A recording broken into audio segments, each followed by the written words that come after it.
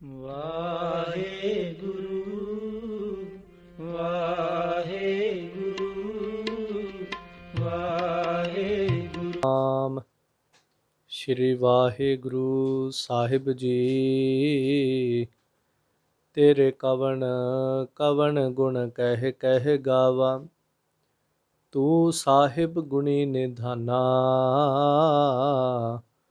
ਤੁਮਰੀ ਮਹਿਮਾ ਬਰਨ ਨਾ ਸਕਉ, ਤੂੰ ਠਾਕੁਰ ਊਚ ਭਗਵਾਨਾ। ਵਾਹਿਗੁਰੂ ਜੀ। ਚਾਰ ਵਰਨ ਸਤ ਸੰਗ ਗੁਰਮੁਖ ਮੇਲਿਆ, ਜਾਣ ਤੰਬੋਲਹੁ ਰੰਗ ਗੁਰਮੁਖ ਚੇਲਿਆ। ਪੰਜੇ ਸ਼ਬਦ ਅਪੰਗ ਅਨਹਦ ਕੇਲਿਆ, ਸਤਿਗੁਰ ਸ਼ਬਦ ਤਰੰਗ ਸਦਾ ਸੁਹੇਲਿਆ। ਸ਼ਬਦ ਸੁਰਤ ਪਰ ਸੰਗ ਗਿਆਨ ਸੰਗ ਮੇਲਿਆ, ਰਾਗ ਨਾਦ ਸਰ ਬੰਗ ਅਹਨਿਸ ਭੇਲਿਆ। ਸ਼ਬਦ ਅਨਾਹਦ ਰੰਗ ਸੁਝ ਏਕੇਲਿਆ, ਗੁਰਮੁਖ ਪੰਥ ਨੇ ਪੰਗ ਬਾਰਹ ਖੇਲਿਆ। ਗੁਰਮੁਖ ਪੰਥ ਨੇ ਪੰਗ ਬਾਰਹ ਖੇਲਿਆ। ਵਾਹਿਗੁਰੂ ਜੀ ਕਾ ਖਾਲਸਾ, ਵਾਹਿਗੁਰੂ ਜੀ ਕੀ ਫਤਿਹ।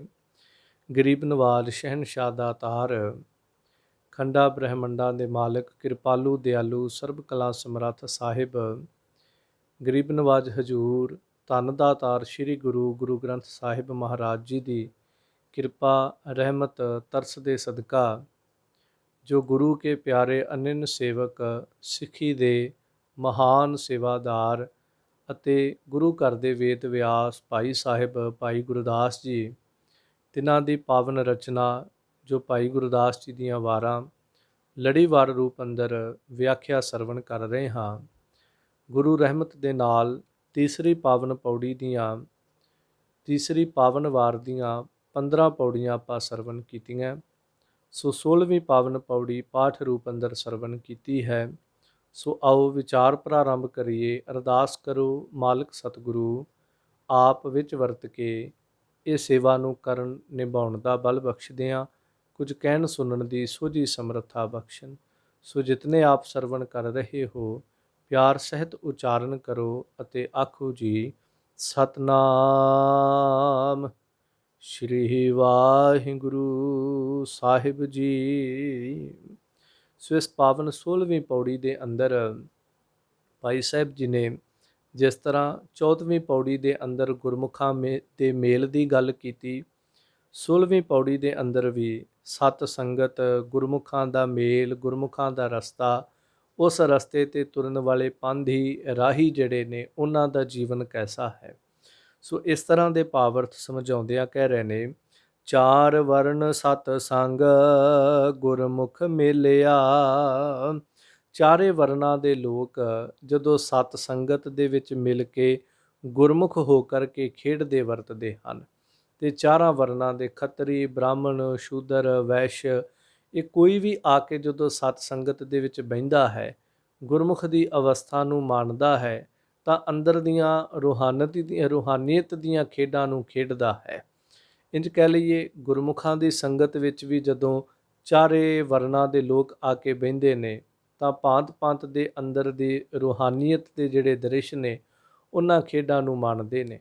ਇਸੇ ਲਈ ਗੁਰੂ ਅਰਜਨ ਦੇਵ ਮਹਾਰਾਜ ਜੀ ਨੇ ਹਰਿਮੰਦਰ ਸਾਹਿਬ ਜੀ ਦੇ ਪਾਵਨ 4 ਦਰਵਾਜ਼ੇ ਰੱਖ ਕੇ ਇਹੀ ਸੰਸਾਰ ਨੂੰ ਸਾਂਝਾ ਉਪਦੇਸ਼ ਬਖਸ਼ਿਸ਼ ਕੀਤਾ ਕਿ ਇਸ ਘਰ ਦੇ ਅੰਦਰ ਹਰ ਇੱਕ ਮਜ਼ਹਬ, ਹਰ ਇੱਕ ਵਰਨ, ਹਰ ਇੱਕ ਦਿਸ਼ਾ ਤੋਂ ਆਉਣ ਵਾਲਾ ਮਨੁੱਖ ਜਿਹੜਾ ਉਹ ਪ੍ਰਵਾਨ ਹੈ।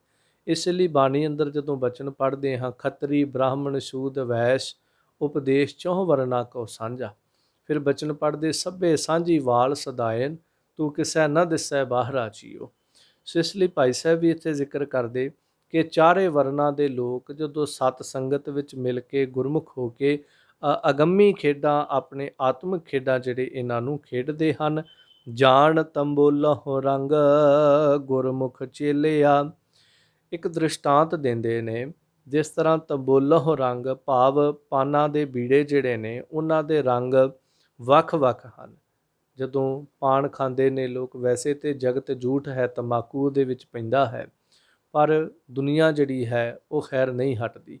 ਦੂਸਰੇ ਧਰਮਾਂ ਦੇ ਲੋਕ ਇਹ ਸਾਰਾ ਕੁਝ ਕਰਨ, ਉਹਨਾਂ ਦੀ ਆਪਣੀ ਸਮਝ ਹੈ, ਪਰ ਗੁਰੂ ਕਾ ਸਿੱਖ ਹੋਵੇ, ਇਹਨਾਂ ਚੀਜ਼ਾਂ ਦੀ ਵਰਤੋਂ ਕਰਦਾ ਹੋਵੇ ਤੇ ਸ਼ਾਇਦ ਉਹਦੀ ਦੋਏ ਜਹਾਨੀ ਢੋਈ ਨਹੀਂ ਹੈ। ਕਿਉਂਕਿ ਕਲਗੀਧਰ ਪਾਤਸ਼ਾਹ ਜੀ ਦੇ ਤੇ ਘੋੜੇ ਨੇ ਵੀ ਜਦੋਂ ਤੰਬਾਕੂ ਦਾ ਖੇਤ ਆ ਗਿਆ ਉਹਨੇ ਚੱਲਣ ਤੋਂ ਮਨਾ ਕਰ ਦਿੱਤਾ ਸੀ, ਤੇ ਹੁਣ ਗੁਰੂ ਕਾ ਸਿੱਖ ਇਹਨਾਂ ਚੀਜ਼ਾਂ ਦੀ ਵਰਤੋਂ ਕਰਦਾ ਹੋਵੇ ਤੇ ਕਹਿਣ 'ਚ ਕੋਈ ਗੁਰੇਜ਼ ਨਹੀਂ, ਉਹ ਤੇ ਫਿਰ ਗੁਰੂ ਕੇ ਘੋੜੇ ਤੋਂ ਵੀ ਨੀਵਾਂ ਜੀਵਨ ਜਿਉਂਦਾ ਹੋਏਗਾ।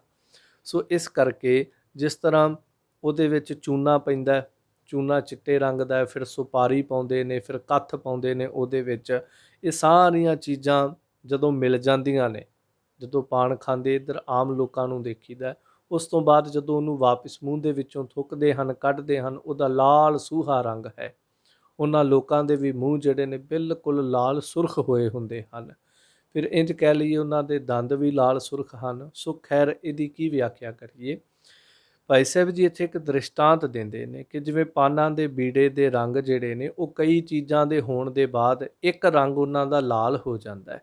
ਇਸ ਤਰ੍ਹਾਂ ਸੰਗਤ ਦੇ ਵਿੱਚ ਅੱਜ ਵੀ ਜਦੋਂ ਦੀਵਾਨ ਲੱਗਾ ਹੋਵੇ, ਗੁਰੂ ਕੀ ਸੰਗਤ ਗੁਰੂ ਕੇ ਦਰਬਾਰ ਹਜ਼ੂਰੀ ਬੈਠੀ ਹੋਵੇ, ਤੇ ਕੋਈ ਪਤਾ ਥੋੜ੍ਹੀ ਲੱਗਦਾ ਇਹ ਕਿਹੜੇ ਵਰਣ ਦਾ ਹੈ, ਇਹ ਕਿਹੜੇ ਵਰਣ ਦਾ ਹੈ, ਇਹਦੀ ਕੀ ਜਾਤ ਹੈ। ਜਿੰਨੇ ਨਤਮਸਤਕ ਹੋ ਕੇ ਆ ਕੇ ਬਹਿ ਗਏ ਉਹ ਸਾਰੇ ਸੰਗਤੀ ਰੂਪ ਵਿੱਚ ਹੋ ਜਾਂਦੇ ਨੇ। ਕਥਾ ਕਰਦਿਆਂ ਕਦੀ ਵਿਆਖਿਆ ਕਰ ਇਹ ਨਹੀਂ ਕਹੀ ਗਏ, ਹਾਂ ਜਿਸ ਨੂੰ ਨਹੀਂ ਸਮਝ ਉਹਦੀ ਗੱਲ ਅਲੱਗ ਹੈ। ਇਹੀ ਸ਼ਬਦ ਸੰਪੂਰਨ ਤੌਰ 'ਤੇ ਜਿਵੇਂ ਕਹਿ ਲਈਏ ਸਮੁੱਚੇ ਅਰਥ ਵਿੱਚ ਕਹਿੰਦਾ ਤੁਸੀਂ ਸਤ ਸੰਗੀ ਬੈਠੇ ਹੋ, ਤੁਸੀਂ ਸੰਗਤ ਬੈਠੇ ਹੋ। ਕਦੀ ਇਹ ਤਾਂ ਨਹੀਂ ਕਹਿੰਦਾ ਤੁਸੀਂ ਗਿੱਲ ਬੈਠੇ ਹੋ, ਤੁਸੀਂ ਬਰਾੜ ਬੈਠੇ ਹੋ, ਤੁਸੀਂ ਸੰਧੂ ਬੈਠੇ ਹੋ, ਇਸ ਤਰ੍ਹਾਂ ਨਹੀਂ ਕਦੀ ਕਹੇਗਾ। ਸੋ ਇਸ ਤਰ੍ਹਾਂ ਇੱਥੇ ਜ਼ਿਕਰ ਕਰਦੇ ਨੇ ਕਿ ਜਿਵੇਂ ਪਾਨਾਂ ਦੇ ਵੱਖ-ਵੱਖ ਰੰਗ ਜਿਹੜੇ ਨੇ ਉਹ ਕੱਥ, ਸੁਪਾਰੀ ਆਦਿਕ ਜਿਹੜੇ ਚੂਨਾ ਇੱਕ ਰੰਗ ਹੋ ਜਾਂਦੇ ਨੇ, ਸੰਗਤ ਦੇ ਵਿੱਚ ਆ ਕੇ ਚਾਰੇ ਵਰਨਾਂ ਦੇ ਲੋਕ ਜਿਹੜੇ ਨੇ ਉਹ ਗੁਰਮੁਖ ਇੱਕ ਰੰਗ ਹੋ ਜਾਂਦੇ ਹਨ। ਇਸ ਤਰ੍ਹਾਂ ਇੱਕ ਰੂਪ ਹੋ ਜਾਂਦੇ ਨੇ। ਖੱਤਰੀ, ਬ੍ਰਾਹਮਣ, ਸ਼ੂਦਰ, ਵੈਸ਼ ਚਾਰੇ ਜਿਹੜੇ ਨੇ ਇਹ ਫਿਰ ਗੁਰਮੁਖ ਕਹਾਉਂਦੇ ਨੇ, ਸੰਗਤੀ ਕਹਾਉਂਦੇ ਨੇ, ਗੁਰੂ ਕੇ ਪਿਆਰੇ ਕਹਾਉਂਦੇ ਨੇ। ਭਾਵ ਸੰਗਤ ਵਿੱਚ ਆ ਕਰਕੇ ਸਾਰਾ ਜਾਤ ਪਾਤ ਦਾ ਭੇਦਭਾਵ ਜਿਹੜਾ ਇਹ ਮਿਟ ਜਾਂਦਾ ਹੈ। ਪੰਜੇ ਸ਼ਬਦ ਅਪਹੰਗ ਅਨਹਦ ਕੇਲਿਆ, ਤੇ ਗੁਰਮੁਖ ਨੂੰ ਪੰਜ ਜੋ ਅਨਾਹਦ ਸ਼ਬਦ ਹਨ, ਜੋ ਅਨਾਹਦ ਸ਼ਬਦ ਪੰਜ ਪ੍ਰਕਾਰ ਦਾ ਹੈ, ਉਸ ਸ਼ਬਦ ਨੂੰ ਅੰਦਰੋਂ ਅਨਾਹਦ ਦਾ ਅਰਥ ਹੁੰਦਾ ਜਿਹੜਾ ਹੱਦ ਤੋਂ ਪਰੇ ਦਾ ਸ਼ਬਦ ਹੈ। ਸੰਸਾਰ ਦੇ ਵਿੱਚ ਜਿਤਨੇ ਵੀ ਸ਼ਬਦ ਹਨ ਇਹਨਾਂ ਦੀ ਹੱਦ ਹੈ। ਜਿਵੇਂ ਕੋਈ ਕੀਰਤਨ ਹੋ ਰਿਹਾ, ਕਿਹਾ ਜਾਂਦਾ 1 ਘੰਟਾ ਹੋਏਗਾ ਜੀ, 2 ਘੰਟੇ ਕੀਰਤਨ ਹੋਏਗਾ, ਸਾਰੀ ਰਾਤ ਕੀਰਤਨ ਹੋਏਗਾ, ਹੱਦ ਬੰਨ੍ਹ ਦਿੱਤੀ ਜਾਂਦੀ ਹੈ। ਕੋਈ ਬੋਲਦਾ ਹੈ, ਹੱਦ ਬੰਨ੍ਹ ਦਿੱਤੀ ਜਾਂਦੀ, ਇੰਨਾ ਸਮਾਂ ਬੋਲੇਗਾ। ਹਰ ਸ਼ਬਦ ਦੀ ਹੱਦ ਹੈ, ਪਰ ਜਿਹੜਾ ਅੰਦਰ ਦਾ ਸ਼ਬਦ ਹੈ ਉਹਦੀ ਕੋਈ ਹੱਦ ਨਹੀਂ, ਕੋਈ ਸਮਾਂ ਸੀਮਾ ਨਹੀਂ ਹੈ, ਉਹ ਅਨਾਹਦ ਹੈ। ਜੋ ਸ਼ੁਰੂ ਤੋਂ ਜਿਸ ਦਿਨ ਸੰਸਾਰ 'ਤੇ ਪਹਿਲਾ ਸਾਹ ਲਿਆ ਉਸ ਦਿਨ ਤੋਂ ਸਾਡੇ ਅੰਦਰ ਗੂੰਜਦਾ ਹੈ। ਬੇਸ਼ੱਕ ਸਾਨੂੰ ਸੁਣਦਾ ਹੈ ਜਾਂ ਨਹੀਂ ਸੁਣਦਾ, ਇਹ ਸਾਡੀ ਆਪਣੀ ਕਾਲ, ਕਿਸੇ ਦੀ ਹੈ ਕਿਸੇ ਦੀ ਨਹੀਂ, ਪਰ ਉਹ ਸ਼ਬਦ ਅੰਦਰ ਗੂੰਜ ਰਿਹਾ ਹੈ, ਉਹ ਹੱਦ ਤੋਂ ਪਰੇ ਹੈ। ਸੋ 5 ਪ੍ਰਕਾਰ ਦਾ ਉਹ ਸ਼ਬਦ ਹੈ, ਤੇ ਗੁਰਮੁਖ ਪਿਆਰੇ ਜਿਹੜੇ ਨੇ ਉਸ ਰਸ ਨੂੰ ਮਾਣਦੇ ਨੇ, ਉਸ ਸ਼ਬਦ ਦੇ ਵਿੱਚ ਖੇਡਦੇ ਨੇ, ਆਨੰਦਿਤ ਹੁੰਦੇ ਹਨ, ਆਪਣੇ ਅੰਦਰ ਦੇ ਆਨੰਦ ਨੂੰ ਮਾਨਣਾ ਕਰਦੇ ਹਨ ਉਸ ਅਨਾਹਦ ਦੇ ਨਾਲ ਜੁੜ ਕਰਕੇ। ਸਤਿਗੁਰ ਸ਼ਬਦ ਤਰੰਗ ਸਦਾ ਸੁਹੇਲਿਆ, ਸਤਿਗੁਰਾਂ ਦੇ ਸ਼ਬਦ ਦੀ ਜੋ ਤਰੰਗ ਹੈ ਭਾਵ ਲਹਿਰ ਹੈ, ਸਦਾ ਸੁਹੇਲਿਆ, ਸਦਾ ਸੁਖੀ ਰਹਿੰਦੇ ਹਨ ਗੁਰਮੁਖ ਪਿਆਰੇ ਤਰੰਗਾਂ ਦੇ ਵਿੱਚ, ਖੁਸ਼ੀਆਂ ਨੂੰ ਮਾਣ ਕਰਕੇ। ਕਿਉਂਕਿ ਜਦੋਂ ਕਿਸੇ ਨਦੀ, ਦਰਿਆ, ਸਮੁੰਦਰ ਦੇ ਕਿਨਾਰੇ 'ਤੇ ਜਾਓ ਤਾਂ ਉਹਦੀਆਂ ਤਰੰਗਾਂ, ਉਹਦੀਆਂ ਲਹਿਰਾਂ ਮਨ ਨੂੰ ਕਿੰਨਾ ਚਾਅ ਦਿੰਦੀਆਂ ਨੇ। ਤਾਂ ਸਮਝੋ ਜਿਸ ਨਾਸ਼ਵੰਤ ਸਮੁੰਦਰ ਨਦੀ ਦੀ ਤਰੰਗ ਉੱਠਦੀ ਹੋਈ ਸਾਡੇ ਮਨ ਨੂੰ ਇੰਨੀ ਖੁਸ਼ੀ ਦੇ ਸਕਦੀ ਹੈ, ਤੇ ਉਹ ਪਰਮਾਤਮਾ ਜਿਹੜਾ ਨਾਸ਼ ਤੋਂ ਰਹਿਤ ਹੈ, ਜਿਹੜਾ ਸਮੇਂ ਤੋਂ ਰਹਿਤ ਹੈ, ਉਹਦੇ ਸ਼ਬਦ ਦੀਆਂ ਤਰੰਗਾਂ ਨੂੰ ਜੇ ਕਿਤੇ ਮਾਣ ਲਈਏ ਤੇ ਕਿੰਨਾ ਆਨੰਦ ਵੱਜੇਗਾ ਸਾਡੇ ਅੰਦਰ। ਸੋ ਇਹ ਕੌਣ ਮੰਨਦਾ ਹੈ? ਤਾਂ ਭਾਈ ਸਾਹਿਬ ਕਹਿੰਦੇ ਜਿਹੜੇ ਗੁਰਮੁਖ ਹਨ ਉਹ ਸ਼ਬਦ ਦੀਆਂ ਤਰੰਗਾਂ, ਲਹਿਰਾਂ ਨੂੰ ਮਾਣਦੇ, ਉਹਨਾਂ ਦੇ ਨਾਲ ਸਦਾ ਸੁਹੇਲਿਆ, ਸਦਾ ਸ਼ੋਭਨੀਕ ਹੁੰਦੇ ਹਨ, ਤੇ ਸਦਾ ਆਪਣੇ ਅੰਦਰ ਦਾ ਰਸ ਜਿਹੜਾ ਹੈ ਉਹਨੂੰ ਮਾਣ ਕੇ ਸੁਖੀ ਰਹਿੰਦੇ ਹਨ। ਸ਼ਬਦ ਸੁਰਤ ਪਰ ਸੰਗ ਗਿਆਨ ਸੰਗ ਮੇਲਿਆ। ਫਿਰ ਸ਼ਬਦ ਦੇ ਗਿਆਤ ਦੇ ਨਾਲ ਅਤੇ ਇਸ ਪ੍ਰਸੰਗ ਦੇ ਗਿਆਨ ਨਾਲ ਮਿਲੇ ਰਹਿੰਦੇ ਹਨ। ਸ਼ਬਦ ਦਾ ਵੀ ਗਿਆਤ ਤੇ ਸ਼ਬਦ ਦੇ ਵਿੱਚ ਜੋ ਪ੍ਰਸੰਗ ਚੱਲਦਾ ਉਹਦਾ ਵੀ ਗਿਆਤ ਹੋਵੇ। ਜਿਵੇਂ ਹੁਣ ਇਸ ਵਿਆਖਿਆ ਦੇ ਅੰਦਰ ਗੁਰਮੁਖਾਂ ਦੇ ਜੀਵਨ ਦਾ ਪ੍ਰਸੰਗ ਚੱਲ ਰਿਹਾ, ਇੱਥੇ ਕੋਈ ਇਤਿਹਾਸ ਨਹੀਂ ਚੱਲ ਰਿਹਾ। ਇਸ ਪੌੜੀ ਦੇ ਅੰਦਰ ਜੋ ਪ੍ਰਸੰਗ ਚੱਲ ਰਿਹਾ, ਜਿਵੇਂ ਆਪਾਂ ਕਹਿੰਦੇ ਨੇ ਟੌਪਿਕ ਕੀ ਹੈ, ਤਾਂ ਇਹਦੇ ਅੰਦਰ ਗੁਰਮੁਖਾਂ ਦੇ ਤੇ ਉਸ ਤੋਂ ਬਾਅਦ ਚਾਰੇ ਵਰਨਾਂ ਦੇ ਜਿਹੜੇ ਲੋਕ ਨੇ ਉਹ ਗੁਰਮੁਖਾਂ ਦੀ ਗੁਰੂ ਕੀ ਸੰਗਤ ਵਿੱਚ ਆ ਕੇ ਗੁਰਮੁਖ ਹੋ ਜਾਂਦੇ ਨੇ। ਇੱਥੇ ਉਹ ਪ੍ਰਸੰਗ ਚੱਲ ਰਿਹਾ, ਇੱਥੇ ਕੋਈ ਕਿਸੇ ਦਾ ਇਤਿਹਾਸ ਨਹੀਂ ਚੱਲ ਰਿਹਾ, ਕੋਈ ਸੰਸਾਰ ਦੀ ਗੱਲ ਨਹੀਂ ਚੱਲ ਰਹੀ। ਸੋ ਇਸੇ ਤਰ੍ਹਾਂ ਜਦੋਂ ਕੋਈ ਸ਼ਬਦ ਚੱਲਦਾ ਹੈ ਉਹਦੇ ਵਿੱਚ ਪ੍ਰਸੰਗ ਜੁੜਦਾ ਹੈ ਤਾਂ ਸ਼ਬਦ ਦੇ ਅੰਦਰ ਗੁਰਮੁਖ ਪਿਆਰੇ ਜਿਹੜੇ ਫਿਰ ਉਹਦੇ ਅੰਦਰ ਰਾਗ ਜੁੜਦਾ ਹੈ। ਤਾਂ ਗੁਰਮੁਖ ਪਿਆਰੇ ਜਿਹੜੇ ਨੇ ਸ਼ਬਦ ਦੇ ਗਿਆਤ, ਸ਼ਬਦ ਦੀ ਸੋਝੀ ਰੱਖਦੇ ਨੇ, ਸ਼ਬਦ ਕੀ ਹੈ, ਸ਼ਬਦ ਦੇ ਭਾਵ ਅਰਥ ਕੀ ਨੇ, ਸ਼ਬਦ ਦਾ ਪ੍ਰਸੰਗ ਕੀ ਹੈ, ਇਸ ਗਿਆਨ ਦੇ ਨਾਲ ਮਿਲੇ ਰਹਿੰਦੇ ਹਨ। ਰਾਗ ਨਾਦ ਸਰਬੰਗ ਅਹਨਿਸ ਭੇਲਿਆ। ਤੇ ਗੁਰੂ ਦੀ ਬਾਣੀ ਦੇ ਰਾਗ ਨਾਦ ਨਾਲ ਸਰਬੰਗ ਦਿਨ ਰਾਤ ਮਿਲੇ ਰਹਿੰਦੇ ਹਨ। ਇਹ ਗੁਰਮੁਖਾਂ ਦਾ ਜੀਵਨ ਹੈ ਜੋ ਸਤ ਸੰਗਤ ਵਿੱਚ ਆ ਜਾਂਦੇ ਨੇ। ਪਹਿਲਾਂ ਵੱਖ-ਵੱਖ ਵਰਨਾਂ ਦੇ ਹਨ, ਜਿਸ ਤਰ੍ਹਾਂ ਕਲਗੀਧਰ ਪਾਤਸ਼ਾਹ ਨੇ ਜਿਸ ਵਕਤ ਪੰਜ ਪਿਆਰਿਆਂ ਨੂੰ ਸਾਜਿਆ ਹੈ, ਖਾਲਸਾ ਸਾਜਿਆ, ਉਸ ਵਕਤ ਉਹਨਾਂ ਦੀ ਜਾਤ ਵੀ ਕੋਈ ਖੱਤਰੀ, ਕੋਈ ਝਿਉਰ ਹੈ, ਕੋਈ ਛੀਂਬਾ ਹੈ, ਪਰ ਉਸ ਤੋਂ ਬਾਅਦ ਅੱਜ ਵੀ ਇਹੀ ਸ਼ਬਦ ਕਿਹਾ ਜਾਂਦਾ ਹੈ ਗੁਰੂ ਕੇ ਪੰਜ ਪਿਆਰੇ ਨੇ। ਕੋਈ ਉਹਨਾਂ ਦੇ ਨਾਲ ਜਾਤ ਨਹੀਂ ਜੁੜਦੀ, ਕੋਈ ਨਗਰ ਨਹੀਂ। ਹਾਂ, ਜਦੋਂ ਉਹਨਾਂ ਦੇ ਜੀਵਨ ਦੀ ਵਿਆਖਿਆ ਕਰੀਏ ਉਦੋਂ ਨਗਰ ਦੱਸਦੇ ਹਾਂ ਕਿ ਉਹ ਲਾਹੌਰ ਤੋਂ ਸਨ, ਉਹ ਇਸ ਤਰ੍ਹਾਂ ਝਾਰਖੰਡ ਵਾਲੇ ਇਲਾਕੇ ਤੋਂ ਸਨ, ਉਹ ਗੁਜਰਾਤ ਦਵਾਰਕਾਪੁਰੀ ਦੇ ਵਾਸੀ ਸਨ। ਇਸ ਤਰ੍ਹਾਂ ਗੁਰਮੁਖ ਪਿਆਰਿਆਂ ਦੇ ਜੀਵਨ ਜਿਹੜੇ, ਪਰ ਜਦੋਂ ਸਮੁੱਚੇ ਇੱਕ ਅਰਥ ਵਿੱਚ ਕਹਿੰਦੇ ਤਾਂ ਗੁਰੂ ਕੇ ਪੰਜ ਪਿਆਰੇ ਹਨ। ਇਸ ਤਰ੍ਹਾਂ ਰਾਗ ਨਾਦ ਦੇ ਨਾਲ ਸਰਬੰਗ ਦਿਨ ਰਾਤ ਗੁਰਮੁਖ ਜਿਹੜੇ ਉਹ ਮਿਲੇ ਨੇ, ਜਿਹੜੇ ਸੰਗਤ ਵਿੱਚ ਗੁਰਮੁਖ ਦੀ ਅਵਸਥਾ ਨੂੰ ਮੰਨਣ ਲੱਗ ਪਏ। ਫਿਰ ਸਰਬ ਅੰਗ ਸਾਰੇ ਅੰਗਾਂ ਦੇ ਸਹਿਤ। ਇਹਦਾ ਹੋਰ ਵੀ ਅਰਥ ਹੈ, ਭਾਵ ਜਿਵੇਂ ਸੰਗਤ ਦੇ ਵਿੱਚ ਕੀਰਤਨ ਕਥਾ ਸੁਣਦੇ ਆ, ਕਈ ਵਾਰ ਸਾਡੇ ਕੰਨ ਸ਼ਬਦ ਵੱਲ ਹੁੰਦੇ ਪਰ ਸਾਡੀਆਂ ਅੱਖਾਂ ਕਿਸੇ ਦਾ ਤਨ ਤੱਕ ਰਹੀਆਂ ਹੁੰਦੀਆਂ ਨੇ। ਕਈ ਵਾਰ ਸਾਡੀਆਂ ਅੱਖਾਂ ਬਿਲਕੁਲ ਰਾਗੀ ਸਿੰਘਾਂ ਉੱਪਰ, ਜਾਂ ਕਈ ਗੁਰੂ ਘਰਾਂ ਦੇ ਵਿੱਚ ਵੱਡੀਆਂ ਸਕਰੀਨ ਲੱਗੀਆਂ ਹੁੰਦੀਆਂ ਜਿਸ ਦੇ ਉੱਤੇ ਬਾਣੀ ਦਾ ਸ਼ਬਦ ਚੱਲ ਰਿਹਾ ਹੁੰਦਾ। ਅੱਖਾਂ ਉਹਦੇ ਤੇ ਹੁੰਦੀਆਂ ਪਰ ਕੰਨ ਜਿਹੜੇ ਨੇ ਉਹਨਾਂ ਨੂੰ ਪਤਾ ਹੀ ਨਹੀਂ ਹੁੰਦਾ ਸੁਣ ਕੀ ਰਹੇ ਨੇ। ਕਈ ਵਾਰ ਅੱਖਾਂ ਤੇ ਕੰਨ ਜਿਹੜੇ ਉਹ ਇੱਕ ਸ਼ਬਦ ਨਾਲ ਸੰਬੰਧ ਰੱਖਦੇ ਪਰ ਮਨ ਸੰਬੰਧ ਨਹੀਂ ਰੱਖ ਰਿਹਾ ਹੁੰਦਾ। ਪਰ ਗੁਰਮੁਖਾਂ ਦੇ ਸਾਰੇ ਅੰਗ ਹੀ, ਉਹਨਾਂ ਦੀ ਜ਼ਬਾਨ ਵੀ ਉਸ ਰਾਗ ਨੂੰ ਗਾ ਰਹੀ ਹੁੰਦੀ ਹੈ, ਉਹਨਾਂ ਦੀਆਂ ਅੱਖਾਂ ਵੀ ਉਸ ਸ਼ਬਦ ਦੇ ਦਰਸ਼ਨ ਕਰ ਰਹੀਆਂ ਹੁੰਦੀਆਂ, ਉਹਨਾਂ ਦੇ ਕੰਨ ਵੀ ਉਸੇ ਸ਼ਬਦ ਨੂੰ ਸੁਣ ਰਹੇ ਹੁੰਦੇ ਨੇ। ਸੋ ਉਹਨਾਂ ਦਾ ਮਨ ਵੀ ਉਸੇ ਸ਼ਬਦ ਦੇ ਵਿੱਚ ਗੜੁੰਦ ਹੁੰਦਾ ਹੈ। ਇਸ ਤਰ੍ਹਾਂ ਗੁਰਮੁਖ ਜਿਹੜੇ ਨੇ ਰਾਗ ਨਾਦ, ਗੁਰੂ ਕੀ ਬਾਣੀ ਦੇ ਰਾਗ ਤੇ ਨਾਦ ਦੇ ਨਾਲ ਦਿਨ ਰਾਤ ਉਸ ਸੰਗੀਤ ਦੇ ਨਾਲ, ਸ਼ਬਦ ਦੇ ਨਾਲ ਪ੍ਰੇਮ ਕਰਦੇ ਹਨ। ਸ਼ਬਦ ਅਨਾਹਦ ਰੰਗ ਸੁਝ ਇਕੇਲਿਆ। ਸੋ ਜਿਵੇਂ ਪਿੱਛੇ ਜ਼ਿਕਰ ਕੀਤਾ ਅਹਨਿਸ ਭੇਲਿਆ, ਦਿਨ ਰਾਤ ਮਿਲੇ ਨੇ, ਤਾਂ ਹੁਣ ਜ਼ਿਕਰ ਕਰਦੇ ਨੇ ਕਿ ਸ਼ਬਦ ਦੇ ਅਨਾਹਦ ਭਾਵ ਬੇਹੱਦ ਪ੍ਰੇਮ ਦੇ ਨਾਲ ਇੱਕ ਆਤਮਾ ਹੀ ਸਾਰੇ ਪਾਸੇ ਉਹਨਾਂ ਨੂੰ ਸੁਝਦਾ ਹੈ। ਸ਼ਬਦ ਅਨਾਹਦ ਰੰਗ ਸੁਝ ਇਕੇਲਿਆ। ਇਕੇਲਿਆ ਭਾਵ ਇੱਕ ਆਤਮਾ, ਸਾਰਿਆਂ ਦੇ ਅੰਦਰ ਇੱਕ ਹੀ ਆਤਮਾ ਹੈ। ਸਰੀਰਾਂ ਦੇ ਰੰਗ ਵੱਖਰੇ ਨੇ, ਸਰੀਰਾਂ ਦੇ ਆਕਾਰ ਵੱਖਰੇ ਹੋ ਸਕਦੇ ਨੇ, ਸਰੀਰਾਂ ਦੇ ਬੋਲਣ ਦਾ, ਵੇਖਣ ਦਾ, ਸੁਣਨ ਦਾ, ਤੁਰਨ ਦਾ, ਖਾਣ ਦਾ, ਪਹਿਨਣ ਦਾ ਲਹਿਜਾ ਵੱਖਰਾ ਹੋ ਸਕਦਾ, ਪਰ ਆਤਮਾ ਸਾਰਿਆਂ ਦੇ ਅੰਦਰ ਇੱਕ ਹੈ। ਸੋ ਇਸ ਤਰ੍ਹਾਂ ਗੁਰਮੁਖ ਜਿਹੜੇ ਨੇ ਉਸ ਸ਼ਬਦ ਜੋ ਅਨਾਹਦ ਹੈ, ਉਸ ਬੇਹੱਦ ਸ਼ਬਦ ਦੇ ਨਾਲ ਪ੍ਰੇਮ ਕਰਦੇ ਨੇ, ਤੇ ਉਹ ਇੱਕ ਆਤਮਾ ਪਰਮਾਤਮਾ ਜੋ ਸਾਰਿਆਂ ਦੇ ਅੰਦਰ ਵਰਤਦਾ ਹੈ, ਵਿਚਰਦਾ ਹੈ, ਉਹ ਉਹਨਾਂ ਨੂੰ ਫਿਰ ਸੁਝ ਆਉਂਦਾ ਹੈ। ਗੁਰਮੁਖ ਪੰਥ ਨਿਪੰਗ ਬਾਰਹ ਖੇਲਿਆ। ਇਸ ਤਰ੍ਹਾਂ ਗੁਰਮੁਖਾਂ ਨੇ, ਨਿਪੰਗ ਦਾ ਭਾਵ ਅਰਥ ਹੁੰਦਾ ਹੈ ਬਿਲਕੁਲ ਸ਼ੁੱਧ। ਤੇ ਇਸ ਤਰ੍ਹਾਂ ਗੁਰਮੁਖਾਂ ਦਾ ਜਿਹੜਾ ਪੰਥ ਹੈ ਨਾ, ਉਹ ਨਿਪੰਗ, ਨਿਪੰਗ ਕਹਿੰਦੇ ਚਿੱਕੜ ਰਹਿਤ। ਚਿੱਕੜ ਪੰਗ, ਪੰਕ ਪੰਗ, ਇਹ ਚਿੱਕੜ ਦੇ ਸ਼ਬਦ ਹਨ।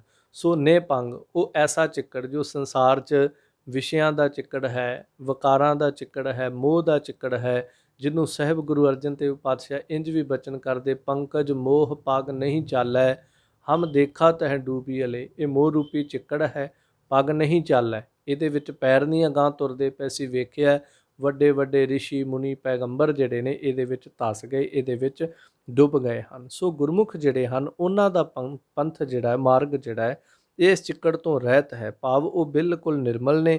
ਤੇ 12 ਖੇਲਿਆ, ਉਹ 5 ਕਰਮ ਇੰਦਰੇ, 5 ਗਿਆਨ ਇੰਦਰੇ ਅਤੇ ਮਨ ਅਤੇ ਬੁੱਧ, ਇਹ 12 ਹੋ ਜਾਂਦੇ ਨੇ। 5 ਗਿਆਨ, 5 ਕਰਮ, 10 ਫਿਰ ਮਨ ਅਤੇ ਬੁੱਧ।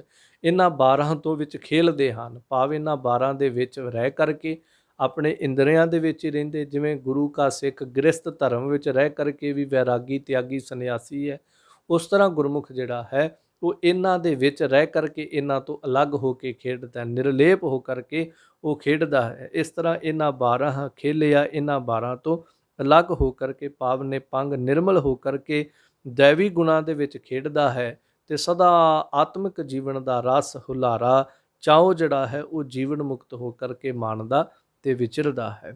ਅੱਗੇ 17ਵੀਂ ਪੌੜੀ 'ਚ ਹੁਣ ਜ਼ਿਕਰ ਕਰਦੇ, ਹੋਈ ਆਗਿਆ ਆਦ ਆਦ ਨਿਰੰਜਨੋ, ਭਾਵ ਹੁਣ ਗੁਰਮੁਖ ਅੰਜਨ ਸੁਰਮਾ ਹਨ ਤੇ ਸੰਸਾਰ ਦੇ ਵਿੱਚ ਗੁਰਮੁਖ ਜਿਹੜੇ ਉਹ ਨਿਰੰਜਨ ਕਾਲਖ ਰਹਿਤ ਹਨ। ਸੋ ਕਿਸ ਤਰ੍ਹਾਂ ਹਨ, ਤਾਂ ਕਹਿੰਦੇ ਸਾਰਿਆਂ ਤੋਂ ਪਹਿਲਾਂ ਜਦ ਨਿਰੰਜਨ, ਉਹ ਸਾਰਿਆਂ ਦਾ ਆਦਿ ਅਕਾਲ ਪੁਰਖ ਪਰਮੇਸ਼ਰ, ਉਹਦੀ ਸਾਰੇ ਸੰਸਾਰ ਦੇ ਉੱਤੇ ਜਦੋਂ ਆਗਿਆ ਹੋਈ ਹੈ, ਮਾਇਆ ਨੂੰ ਉਹਦੀ ਆਗਿਆ ਹੋਈ, ਜਦੋਂ ਬਚਨ ਪੜ੍ਹਦੇ ਹੋ, ਕੀਤਾ ਪਸਾਓ ਏਕੋ ਕਵਾਓ ਤਿਸਤੇ ਹੋਏ ਲੱਖ ਦਰਿਆਓ। ਸੋ ਇਸ ਤਰ੍ਹਾਂ ਉਸ ਮਾਲਕ ਦੀ ਆਗਿਆ ਦੇ ਨਾਲ ਸਾਰਾ ਸੰਸਾਰ ਸ੍ਰਿਸ਼ਟੀ ਹੋਣ ਦੇ ਵਿੱਚ ਆਉਂਦੀ। ਨਾਦੈ ਮਿਲਿਆ ਨਾਦ ਹਉਮੈ ਭੰਜਨੋ, ਤਦ ਗੁਰੂ ਦਾ ਬਖਸ਼ਿਆ ਹਉਮੈ ਨੂੰ ਕੱਟਣ ਵਾਲਾ ਸ਼ਬਦ, ਜਿਸ ਦੇ ਸੁਰਤ ਵਿੱਚ ਅਭਿਆਸ ਕਰਨ ਦੇ ਨਾਲ ਜਿਹਨੂੰ ਇਹ ਮਿਲ ਗਿਆ ਤਾਂ ਉਹਦੀ ਹਉਮੈ ਜਿਹੜੀ ਉਹ ਟੁੱਟ ਗਈ ਹੈ, ਭਾਵ ਉਹ ਸ਼ਬਦ ਦੇ ਵਿੱਚ ਜਾ ਕਰ ਕੇ ਮਿਲ ਗਿਆ, ਉਹਨੂੰ ਫਿਰ ਬ੍ਰਹਮ ਕਹੀਦਾ ਹੈ ਉਸ ਸ਼ਬਦ ਨੂੰ, ਭਾਵ ਜਿੱਥੇ ਵਾਹਿਗੁਰੂ ਦੇ ਉਸ ਪਾਵਨ ਸਰੂਪ ਦੇ ਵਿੱਚ ਜੀਵ ਨੂੰ ਸ਼ਰਨ ਪ੍ਰਾਪਤ ਹੋ ਜਾਂਦੀ ਹੈ। ਇੱਥੇ ਇਹ ਜ਼ਿਕਰ ਕਰਦੇ ਨੇ, ਜਿਸ ਅਕਾਲ ਪੁਰਖ ਦੀ ਆਗਿਆ ਆਦ ਤੋਂ ਮੁੱਢ ਤੋਂ ਸੰਸਾਰ ਦੇ ਅੰਦਰ ਪਹਿਲੇ ਪਹਿਲ ਵਰਤੀ, ਜਿਸ ਦੀ ਆਗਿਆ ਹੋਈ, ਤਾਂ ਗੁਰਮੁਖ ਪਿਆਰੇ ਜਦੋਂ ਉਸ ਸ਼ਬਦ ਦੇ ਨਾਲ, ਜਿਸ ਸ਼ਬਦ ਤੋਂ ਕੀਤਾ ਪਸਾਓ ਏਕੋ ਕਵਾਓ ਤਿਸਤੇ ਹੋਏ ਲੱਖ ਦਰਿਆਓ, ਜਦੋਂ ਸ਼ਬਦ ਦੇ ਨਾਲ ਸਾਂਝ ਕਰਦੇ ਨੇ ਤਾਂ ਨਾਦੈ ਮਿਲਿਆ ਨਾਦ ਹਉਮੈ ਭੰਜਨੋ, ਉਹਨਾਂ ਦੀ ਸੁਰਤ ਜਿਹੜੀ ਅਭਿਆਸ ਕਰਦਿਆਂ ਕਰਦਿਆਂ ਉਸ ਸ਼ਬਦ ਦੇ ਅੰਦਰ ਮਿਲ ਜਾਂਦੀ ਹੈ ਤੇ ਉਹਨਾਂ ਦਾ ਹਉਮੈ ਦਾ ਇਹ ਰੋਗ, ਇਹ ਦੁੱਖ, ਇਹ ਸਾਰਾ ਬੰਧਨ ਜਿਹੜਾ ਇਹ ਕੱਟਿਆ ਜਾਂਦਾ ਹੈ। ਬਿਸਮਾਦੈ ਬਿਸਮਾਦ ਗੁਰਮੁਖ ਅੰਜਨੋ, ਇਸ ਲਈ ਗੁਰਮੁਖਾਂ ਦਾ ਅੰਜਨ, ਅੰਜਨ ਕਹਿੰਦੇ ਨੇ ਸੁਰਮੇ ਨੂੰ, ਗੁਰਮੁਖਾਂ ਦਾ ਅੰਜਨ ਜਿਹੜਾ ਉਹ ਗਿਆਨ ਸੁਰਮਾ ਹੈ ਤੇ ਜਦੋਂ ਇਹਨੂੰ ਪਾਉਂਦੇ ਨੇ ਉਹ ਅਸਚਰਜ ਤੋਂ ਅਸਚਰਜ ਰੂਪ ਹੋ ਜਾਂਦੇ ਨੇ, ਉਹ ਅਸਚਰਜ ਪਰਮਾਤਮਾ ਜਿਹੜਾ ਉਹਦਾ ਰੂਪ ਹੋ ਜਾਂਦੇ। ਸੁਰਮਾ ਤੇ ਦੁਨੀਆ ਵੀ ਪਾਉਂਦੀ ਹੈ, ਅੱਖਾਂ ਤੇ ਲੋਕ ਵੀ ਕਾਲੀਆਂ ਕਰਦੇ ਨੇ, ਪਰ ਗੁਰਮੁਖ ਜਿਹੜੇ ਨੇ ਉਹ ਗਿਆਨ ਦਾ ਸੁਰਮਾ ਪਾਉਂਦੇ, ਜਿਹਨੂੰ ਬਚਨ ਪੜ੍ਹਦੇ, ਗਿਆਨ ਅੰਜਨ ਗੁਰ ਦੀਆ ਅਗਿਆਨ ਅੰਧੇਰ ਵਿਨਾਸ਼, ਹਰ ਕਿਰਪਾ ਤੇ ਸੰਤ ਭੇਟਿਆ ਨਾਨਕ ਮਨ ਪ੍ਰਗਾਸ। ਗੁਰੂ ਗਿਆਨ ਰੂਪੀ ਸੁਰਮਾ ਦਿੰਦਾ ਹੈ, ਗੁਰਮੁਖ ਦੇ ਹਿਰਦੇ ਰੂਪੀ ਨੇਤਰਾਂ ਦੇ ਵਿੱਚ ਸੱਚ ਦੀ ਸਿਲਾਈ ਨਾਲ ਪਾਉਂਦਾ ਹੈ। ਜਿਵੇਂ ਬਾਹਰੀ ਸੁਰਮਾ ਵੀ ਸਿਲਾਈ ਨਾਲ ਪੈਂਦਾ ਨਾ, ਗੁਰੂ ਸੱਚ ਦੀ ਸਿਲਾਈ ਦੇ ਨਾਲ ਹਿਰਦੇ ਰੂਪੀ ਨੇਤਰਾਂ ਦੇ ਵਿੱਚ ਗਿਆਨ ਦਾ ਸੁਰਮਾ ਪਾਉਂਦਾ ਹੈ ਸਿੱਖ ਦੇ। ਸੋ ਇਸ ਤਰ੍ਹਾਂ ਭਾਈ ਸਾਹਿਬ ਕਹਿੰਦੇ, ਗੁਰਮਤਿ ਗੁਰ ਪ੍ਰਸਾਦ ਭਰਮ ਨੇ ਖੰਜਨੋ, ਫਿਰ ਗੁਰੂ ਦੀ ਮੱਤ ਦੇ ਨਾਲ, ਗੁਰੂ ਦੀ ਮੱਤ ਨੂੰ ਧਾਰਨ ਕਰਨ ਤੇ ਭਰਮ ਨੇ ਖੰਜਨੋ, ਇਹ ਸਾਰੇ ਭਰਮ ਦੇ ਪਰਦੇ ਜਿਹੜੇ ਹਨ ਇਹ ਟੁੱਟ ਜਾਂਦੇ ਹਨ, ਭਾਵ ਭਰਮ ਗੜ ਜਿਹੜਾ ਹੈ ਇਕੱਲਾ ਪੜਦਾ ਹੀ ਨਹੀਂ, ਭਰਮ ਦੇ ਵੱਡੇ ਵੱਡੇ ਕਿਲੇ ਜਿਹੜੇ ਹਨ ਗੁਰੂ ਦੀ ਕਿਰਪਾ ਦੇ ਨਾਲ ਇਹ ਸਾਰੇ ਜਿਹੜੇ ਹਨ ਇਹ ਕੱਟੇ ਜਾਂਦੇ, ਇਹ ਟੁੱਟ ਜਾਂਦੇ ਹਨ। ਆਦ ਪੁਰਖ ਪਰਮਾਦ ਅਕਾਲ ਅਗੰਜਨੋ, ਉਹ ਕਰਤਾ ਅਕਾਲ ਪੁਰਖ ਪਰਮੇਸ਼ਰ ਜਿਹੜਾ ਆਦ ਪੁਰਖ, ਜਿਹੜਾ ਸਾਰਿਆਂ ਦਾ ਮੁੱਢ ਹੈ ਅਤੇ ਨਾਲ ਨਾਲ ਅਕਾਲ ਤੇ ਅਗੰਜ ਹੈ। ਅਕਾਲ ਉਹ ਕਾਲ ਤੋਂ ਰਹਿਤ ਹੈ, ਅਗੰਜਨੋ ਉਹ ਟੁੱਟਦਾ ਨਹੀਂ ਹੈ, ਉਹ ਗੰਜਨ ਨਹੀਂ ਹੁੰਦਾ, ਉਹਨੂੰ ਤੋੜਿਆ ਨਹੀਂ ਜਾ ਸਕਦਾ, ਉਹਨੂੰ ਭੰਨਿਆ ਨਹੀਂ ਜਾ ਸਕਦਾ, ਉਹ ਕਿਸੇ ਤਰ੍ਹਾਂ ਵੀ ਇਸ ਤਰ੍ਹਾਂ ਦੀ ਟੁੱਟ ਭੱਜ ਤੋਂ ਰਹਿਤ ਹੈ ਉਹ ਪਰਮਾਤਮਾ। ਸੇਵਕ ਸਿਵ ਸੰਕਾਦ ਕਿਰਪਾ ਕਰੰਜਨੋ, ਸੋ ਸੇਵਕ ਜਿਹੜੇ ਹਨ ਉਹ ਕਿਸ ਤਰ੍ਹਾਂ, ਸੇਵਕਾਂ ਦਾ ਕਲਿਆਣ ਸਰੂਪ ਅਕਾਲ ਪੁਰਖ ਪਰਮੇਸ਼ਰ ਜੋ ਸੰਕਾਦ, ਭਾਵ ਕਿ ਸਾਰੇ ਸਰੂਪਾਂ ਦਾ ਆਦ ਹੈ, ਸਨਕ ਆਦ ਸਨਤ ਸਨਾਤਨ ਸਨਤ ਕੁਮਾਰ, ਇਹਨਾਂ ਸਾਰਿਆਂ ਦਾ ਆਦਿ ਜੋ ਪਰਮੇਸ਼ਰ ਹੈ, ਉਹ ਜਦੋਂ ਸਾਰੇ ਗੁਰਮੁਖਾਂ ਦੇ ਉੱਤੇ ਜੋ ਉਹਦੇ ਚਰਨਾਂ ਨਾਲ ਜੁੜਦੇ ਹਨ, ਕਰੰਜਨੋ ਭਾਵ ਕਿ ਕਰਨਹਾਰ ਹੈ। ਉਹ ਸਾਰੀ ਸ੍ਰਿਸ਼ਟੀ, ਇਹ ਸੰਤ ਸਨਾਤਨ ਸੰਤ ਕੁਮਾਰ ਆਦਿਕਾਂ ਦਾ ਕਰਨਹਾਰ ਪਰਮੇਸ਼ਰ ਜਿਹੜਾ ਹੈ ਆਦਿ ਪੁਰਖ, ਉਹ ਆਦਿ ਪੁਰਖ ਹੈ, ਸਾਰਿਆਂ ਤੋਂ ਪਹਿਲਾਂ ਹੈ। ਸੇਵਕ ਸਿਵ ਸਨਕਾਦ ਕਿਰਪਾ ਕਰੰਜਨੋ, ਜਪੀਐ ਜੁਗਹ ਜੁਗਾਦ ਗੁਰ ਸਿੱਖ ਮੰਜਨੋ। ਫਿਰ ਕਹਿੰਦੇ ਨੇ ਗੁਰਸਿੱਖ ਜਿਹੜੇ ਹਨ ਉਹ ਕੀ ਕਰਦੇ ਹਨ, ਜੁਗਾਂ ਜੁਗਾਂ ਪਰਯੰਤ ਉਜਲ ਗੁਰਮੁਖ ਜਿਹੜੇ ਹਨ, ਗੁਰਸਿੱਖ ਜਿਹੜੇ ਹਨ ਉਹਨੂੰ ਜਪਦੇ ਹਨ। ਸੋ ਇਸ ਤਰ੍ਹਾਂ ਉਹਨੂੰ ਜਪਨਾ ਕਰੋ। ਤੇ ਕਿਸ ਤਰ੍ਹਾਂ ਮੰਜਨੋ, ਉਜਲ ਇੱਕ ਮੱਜਨ ਅਰਥ ਹੁੰਦਾ ਹੈ ਇਸ਼ਨਾਨ ਕਰਨਾ। ਸੋ ਇਸ ਤਰ੍ਹਾਂ ਇਹ ਵੀ ਕਹਿ ਸਕਦੇ ਹਾਂ, ਉਹ ਮਨ ਤੇ ਤਨ ਦਾ ਇਸ਼ਨਾਨ ਕਰਕੇ ਬਾਹਰੀ ਵੀ ਉਜਲ ਹੁੰਦੇ ਨੇ, ਅੰਦਰੋਂ ਵੀ ਉਜਲ ਹੁੰਦੇ ਨੇ। ਫਿਰ ਪਰਮੇਸ਼ਰ ਦਾ ਜਿਹੜਾ ਨਾਮ ਹੈ ਜੋ ਸਾਰਿਆਂ ਨੂੰ ਉਜਲ ਕਰਨ ਵਾਲਾ ਹੈ, ਗੁਰਸਿੱਖਾਂ ਦਾ ਇਸ਼ਨਾਨ ਇਹੀ ਹੈ ਕਿ ਸਦਾ ਉਸ ਈਸ਼ਵਰ ਦਾ ਨਾਮ ਜਿਹੜਾ ਉਹ ਜਪਦੇ ਹਨ। ਪਰ ਇਹਦਾ ਇਹ ਅਰਥ ਨਹੀਂ ਕਿ ਉਹ ਬਾਹਰੋਂ ਇਸ਼ਨਾਨ ਨਹੀਂ ਕਰਦੇ, ਉਹ ਅੰਦਰ ਦੇ ਤੀਰਥ ਵਿੱਚ ਵੀ ਚੁੱਭੀਆਂ ਮਾਰਦੇ ਹਨ ਤੇ ਬਾਹਰਲੇ ਤੀਰਥਾਂ ਤੇ ਵੀ ਇਸ਼ਨਾਨ ਕਰਦੇ ਹਨ। ਪਿਰਮ ਪਿਆਲੇ ਸਾਧ ਪਰਮ ਪੁਰੰਜਨੋ। ਸੋ ਇਸ ਤਰ੍ਹਾਂ ਪੁਰੰਜਨੋ ਭਾਵ ਜੋ ਪੂਰਾ ਹੈ। ਇਸ ਤਰ੍ਹਾਂ ਪਿਰਮ ਪਿਆਲੇ, ਉਸ ਪਰਮੇਸ਼ਰ ਦੇ ਪਿਰੀ ਦੇ ਪ੍ਰੇਮ ਦੇ ਸਵਾਦ ਜਦ ਕਿਸੇ ਨੂੰ ਆਇਆ ਹੈ ਤਾਂ ਸਾਰੇ ਉਹ ਅਕਾਲ ਪੁਰਖ ਪਰਮੇਸ਼ਰ ਨੂੰ ਪੁਰੰਜਨੋ ਪਰਿਪੂਰਨ ਉਹਨੂੰ ਵੇਖਦੇ ਹਨ। ਜਿਨੇ ਚਾਖਿਆ ਪ੍ਰੇਮ ਰਸ ਸੇ ਤ੍ਰਿਪਤ ਰਹੇ ਆਘਾਏ, ਆਪ ਤਿਆਗ ਬਿਨਤੀ ਕਰਹਿ ਲੇਹੋ ਪ੍ਰਭੂ ਲੜ ਲਾਏ। ਸੋ ਇਸ ਤਰ੍ਹਾਂ ਜਿਨ੍ਹਾਂ ਨੇ ਉਹਦੇ ਪ੍ਰੇਮ ਦੇ ਪਿਆਲੇ ਸਵਾਦ ਰਸ ਨੂੰ ਚੱਖ ਲਿਆ, ਜਿਨ੍ਹਾਂ ਨੂੰ ਉਹ ਸਾਦ ਉਹ ਰਸ ਆ ਗਿਆ, ਤਾਂ ਸਭ ਬਾਣੀ ਅੰਦਰ ਬਚਨ ਕਹਿੰਦੇ ਰਾਰਾ ਰਸ ਨਿਰਸ ਕਰ ਜਾਣਿਆ, ਹੋਏ ਨਿਰਸ ਸੋ ਰਸ ਪਹਿਚਾਨਿਆ। ਇਹ ਰਸ ਛਾਡੇ ਉਹ ਰਸ ਆਵਾ, ਉਹ ਰਸ ਚਾਖੇ ਇਹ ਰਸ ਨਹੀਂ ਪਾਵਾ। ਜਿਨ੍ਹਾਂ ਨੇ ਚੱਖ ਲਿਆ ਉਹ ਸਾਰੇ ਪਾਸੇ ਉਸ ਅਕਾਲ ਪੁਰਖ ਪਰਮੇਸ਼ਰ ਨੂੰ ਦੇਖਦੇ ਤੇ ਉਹਨੂੰ ਜਪਦੇ ਹਨ। ਆਦ ਜੁਗਾਦ ਅਨਾਦ ਸਰਬ ਸੁਰੰਜਨੋ, ਉਹ ਸਾਰਿਆਂ ਦਾ ਸੁਰੰਜਨੋ, ਉਹ ਪ੍ਰਕਾਸ਼ਕ ਹੈ। ਤੇ ਇਸ ਤਰ੍ਹਾਂ ਗੁਰਮੁਖ ਪਿਆਰੇ ਜਾਣ ਲੈਂਦੇ ਕਿ ਆਦ ਜੁਗਾਦ, ਉਹ ਆਦ ਜੁਗਾਦ ਹੈ, ਜੁਗਾਂ ਜੁਗਾਂਤਰਾਂ ਤੋਂ ਹੈ। ਫਿਰ ਜੁਗਾਂ ਦਾ ਵੀ ਆਦ ਹੈ, ਯੁੱਗ ਵੀ ਤਾਂ ਕਦੀ ਸ਼ੁਰੂ ਹੋਏ, ਪਰ ਜੁਗਾਂ ਦੀ ਸ਼ੁਰੂਆਤ ਤੋਂ ਪਹਿਲਾਂ ਵੀ ਉਹ ਕਰਤਾ ਅਕਾਲ ਪੁਰਖ ਪਰਮੇਸ਼ਰ ਜਿਹੜਾ ਉਹ ਸਾਰਿਆਂ ਦਾ ਪ੍ਰਕਾਸ਼ਕ ਹੈ। ਇਹਨਾਂ ਸੂਰਜ ਚੰਦਰਮਾ ਸਾਰਿਆਂ ਨੂੰ ਪ੍ਰਕਾਸ਼ ਦੇਣ ਵਾਲਾ ਹੈ। ਹੁਣ ਅੱਗੇ 18ਵੀਂ ਪਾਵਨ ਪੌੜੀ ਦੇ ਅੰਦਰ ਭਾਈ ਸਾਹਿਬ ਜੀ ਮੁਰੀਦ ਦੀ ਗੱਲ ਕਰਦੇ ਨੇ। ਮੁਰੀਦ ਕਿਸ ਤਰ੍ਹਾਂ ਦਾ ਹੋਵੇ? ਮੁਰੀਦ ਤਾਂ ਸਾਰੇ ਹੀ ਬਣ ਜਾਂਦੇ ਹਾਂ, ਪਰ ਗੱਲਾਂ ਦੇ ਨਾਲ ਨਹੀਂ ਮੁਰੀਦ ਬਣਿਆ ਜਾਂਦਾ, ਗੱਲਾਂ ਨਾਲ ਸੇਵਕ ਨਹੀਂ, ਗੱਲਾਂ ਨਾਲ ਸਿੱਖੀ ਨਹੀਂ। ਤਾਂ ਭਾਈ ਸਾਹਿਬ ਹੁਣ ਜ਼ਿਕਰ ਕਰਦੇ, ਮੁਰਦਾ ਹੋਏ ਮੁਰੀਦ ਨਾ ਗੱਲੀ ਹੋਵਣਾ। ਬੜੀ ਦਫਾ ਕੀਰਤਨ ਵਿੱਚ ਕਥਾ ਵਿੱਚ ਪੌੜੀ ਆਪਾਂ ਸਰਵਣ ਕਰਦੇ ਹਾਂ।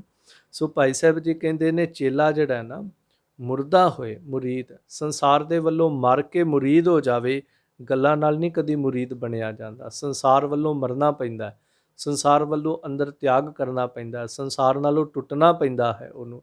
ਗੱਲਾਂ ਦੇ ਨਾਲ ਤਾਂ ਬਥੇਰੇ ਗੁਰੂ ਕੇ ਐਸੇ ਲੋਕ ਹਨ, ਗੱਲਾਂ ਨਾਲ ਸਿੱਖ ਵੀ ਬਣਦੇ ਨੇ, ਗੱਲਾਂ ਦੇ ਨਾਲ ਬ੍ਰਹਮ ਗਿਆਨੀ ਬਣਦੇ ਨੇ, ਗੱਲਾਂ ਨਾਲ ਆਪਣੇ ਆਪ ਨੂੰ ਉੱਚੀਆਂ ਅਵਸਥਾ ਮੰਨਣ ਵਾਲੇ ਵੀ ਕਹਿੰਦੇ ਨੇ।